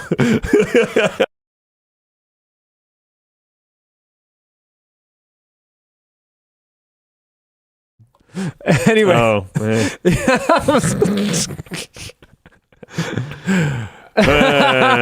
It's been leaked before. I know, but anyway. That'll be a rough day. No, the sound didn't die. Okay, what Anyways. else we got? I work in cybersecurity, says Michelle, and I keep receiving. Oh wait, what the? Oh, broadcast. Dang it, Luke. And archive. Oh no, we Both did it. Next one. Hello, Linus and Luke. Linus, this is a rude question. Do you have a favorite cat? Okay, this is going to be tough because there's lots of different things to like about different kinds of cats. For instance, Ah, smart. ocelots are objectively the most beautiful of the cats. They are just stunning in every possible way. They're beautiful. They're so cool. Ocelots, they're the most beautiful of the cats, no question. However, you know, with that said, not everything is about looks, and you know, the Peterbald is apparently known to be one of the biggest snugglers, and they're just Makes up for it in personality. look at them, right? Beauty on the inside. Okay. I also own a hot water bottle. Okay, but how can you question the raw just performance of this machine? Yeah. The mighty, not mighty, but very fast Cheetah. It really is amazing watching them really go for it running. How long does it go without even touching the ground? Isn't that incredible? Brings new meaning to the term zoomies. That one's not even going that hard. Yeah. But in terms of, day to day, I think theoretically you don't actually want to be not touching the ground for all that long. but day to day, you know what? These guys are the ones that need a home more than anyone else because they're not, well, okay, this is technically a breed or whatever, but just your run-of-the-mill CAT. Yeah. We have too many of them for how many homes there are for them, so those are my favorites to adopt. I made I'll call it a mistake of buying a fancy breed of cat for my first, grown-up cat, my adulting cats, and I shouldn't have, because there's lots of homeless cats that need a good loving home, and that's my favorite to have in my home is cats that need a home, cats that I find in my yard. See, this is why you having 5 to 10 cats is okay. Exactly, because who else is going to take care of them? And a lot of people have 2 cats, and you're a bunch of people, so you can have 2 each. Exactly. John BR asks, would you adopt an ocelot? I would not, because they are apparently very difficult to litter train, and their pee is like wildcat pee, marking territory pee. Yeah. Hi, LLD. Considering the free shipping... I'd consider a serval, though. I still want a Maine Coon. I still want a serval. They're 15 feet long. Terrifying animals. Hi, LLD. Considering the free shipping, even for transoceanic orders, how are you able to eat the cost of the shipping and still earn a profit? In my case, 42 CAD for transatlantic on a 105 CAD order, which is probably also already a bundle. I think the answer is that we hope not a ton of them are like that. Yeah. And we We're hope that people people add more will stuff. Yeah, buy some stuff that's at full price. Go find some apparel and huck it in there. But it is what it is. But yeah, it is what it is. I mean, this is a once a year thing, Black Friday. We run other promotions throughout the year, but Some that are pretty big. yeah, but Black Friday happens but once a year, and we want to make sure that we're an exciting place to go on Black Friday. We don't want to disappoint you guys, and so we dig deep and we try to make it an exciting promo. I don't know really what else to say. Overall,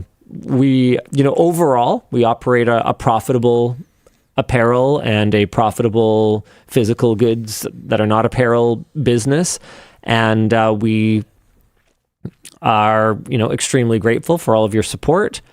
And this is not the time of year that we make as much margin.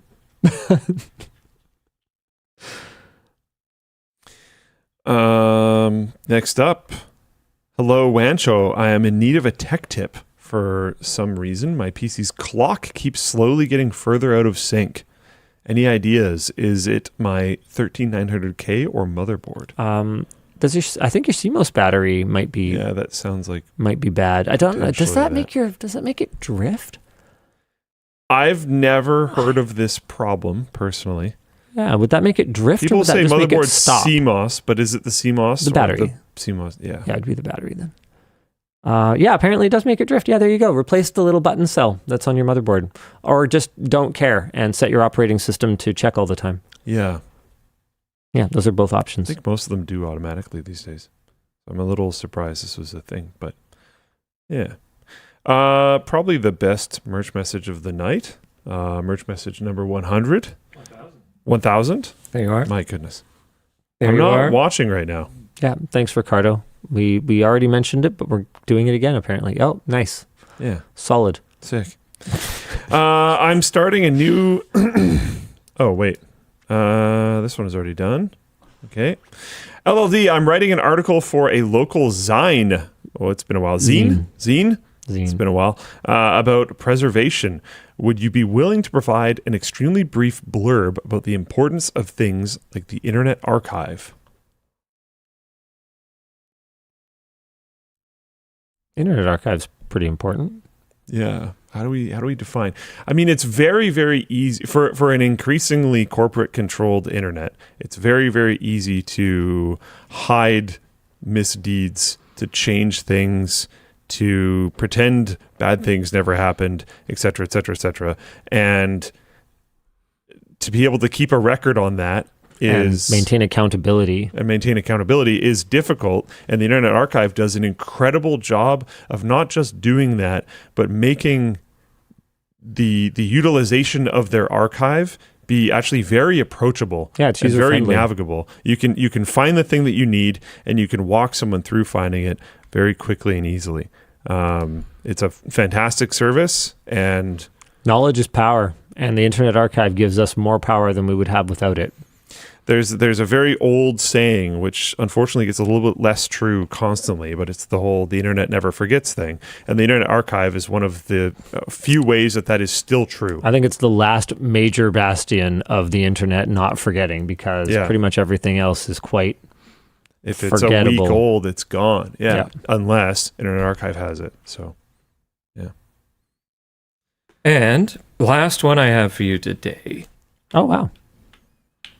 Hi, LLD. I have found your products worth the extra spend a couple times a year, but has the increasing economic fragility over the last few years made you rethink mostly having niche products?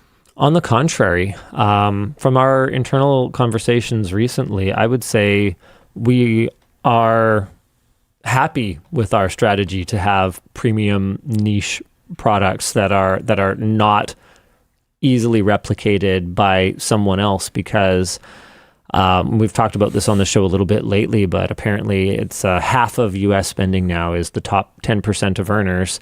So I think that's just going to keep getting worse. So the disposable income is highly concentrated in people who have niche hobbies and are willing to spend on them in order to get the best experience. And I think in a lot of cases, we strive to provide an outstanding experience, even if it's not necessarily at the lowest price. Like, our whole product design philosophy is, if it could make the product $10 better and it only costs 10 cents, don't ask me about it, just do it. And so I'm really proud of the quality. I'm proud of the development process. We obviously have constraints. We have a fashion calendar. Like, you have to have seasonal items when they make sense. That's something we're trying to clean up a lot compared to previous years. But even with that said, we very much take a do things right approach to our product development, and I think that's something that people will be willing to pay a little more for. Another thing is that I'm a big proponent of the boots economic theory. I think that when someone says, I can't afford a high quality item, my immediate counterpoint is, no, what you can't afford is a low quality item that will break down and to be replaced over time. I mean, the scribedriver is, it's an expensive pen. It's $30, right? $30 for a pen. That's insane. But there's lots of pens that are more expensive. You just well, no, I mean, compared to like a Bic roller pen. Oh, absolutely. But and Bics are based. But you crack it open, and you put a new cartridge in it, and then you just keep using it. And obviously, I'm not going to say that it will last 100 years, because I have no way of knowing that for sure. But what I can say is that we have taken good faith efforts to make it so that it conceivably could last functionally forever. And we try to make sure we build good quality products that last for a long time. And I'm never going to apologize for that. Something that's a little more expensive, but you don't have to replace. And I'm never going to apologize for this being the end of the WAN Show. We'll see you again next week, guys. Same bad time, same bad channel. Sorry that it's the end of the WAN Show. Bye! Oh, Dan? Never mind. Button? How you doing? There it goes. Sorry about that. Oops. Oh, wait. No, wait. Stop the presses. Wait. We're trying something today. What? Wait, we're trying something today. The show's not over. Hold on. Did everybody said leave bye. already? No. What are we trying? Hold on. We're trying something today. Are they still here? Yeah. A lot of them are still here. Okay. Hold on. No, we're not leaving. Well, we are, but not until we do a thing. One What? sec. Okay, we're trying something today. We've never tried this before. I am about to set this video live. Oh, that's fun. Yeah. Let's do this. We're going to do a push to this video, and we're going to see if that like has an algorithmic benefit. We're doing a little experimentation nation thing here. So Dan, I just dropped you. Nation. Don't worry about it. Dan, I just dropped you a link. Red Magic has this phone that's got water cooling in it. We did a video. We tear it down. We talk about how much the water cooling does or it doesn't actually cool the phone, but it's still pretty sick. And we are going to launch it right now. You might have seen it from other creators like weeks ago, but our video will be cool. It will be different. So we're going to launch it right now. Wait, what's happening? Unlisted? No. Public. Here we go. Public. What is happening right now? Okay, yeah, we're going to launch it right now, and then you guys are all going to go to it right now. Okay, everybody ready? 3, 2, 1, go. Okay, now the show is over. Well, It the is- video's not showing yet. But no, it's public now. It's public. Did you copy the link, Dan? Yeah. Yeah, okay. Follow the link, everyone. Did you post it in all the different chats? Yeah. What about Twitch chat? Did you remember Twitch chat? Actually, forget it. Don't post it in Twitch chat. I don't need their filthy views. I don't know. Sorry, I haven't bullied Twitch chat in a while. I felt overdue. I think people can have free right to post that they came from WAN. People like posting really early on things. Oh yeah. It's like 10,000 people that posted first. Really? They're not actually, but there's a lot. Wow, that is something. Okay. It's more than normal. Look. No, that's about normal. Oh, really? Oh yeah. And then it's just WAN Show. Yeah, then it's just WAN Show. Yeah, I'll be very interested to see if a push off of a live stream makes a big difference. Okay, so go watch the video now. If 8,000 of you don't do it, then I'll know that you're not good at following instructions. Oh! I'll know that. Speaking of following instructions. We'll see you again next week. Same bad time, same bad channel. Bye.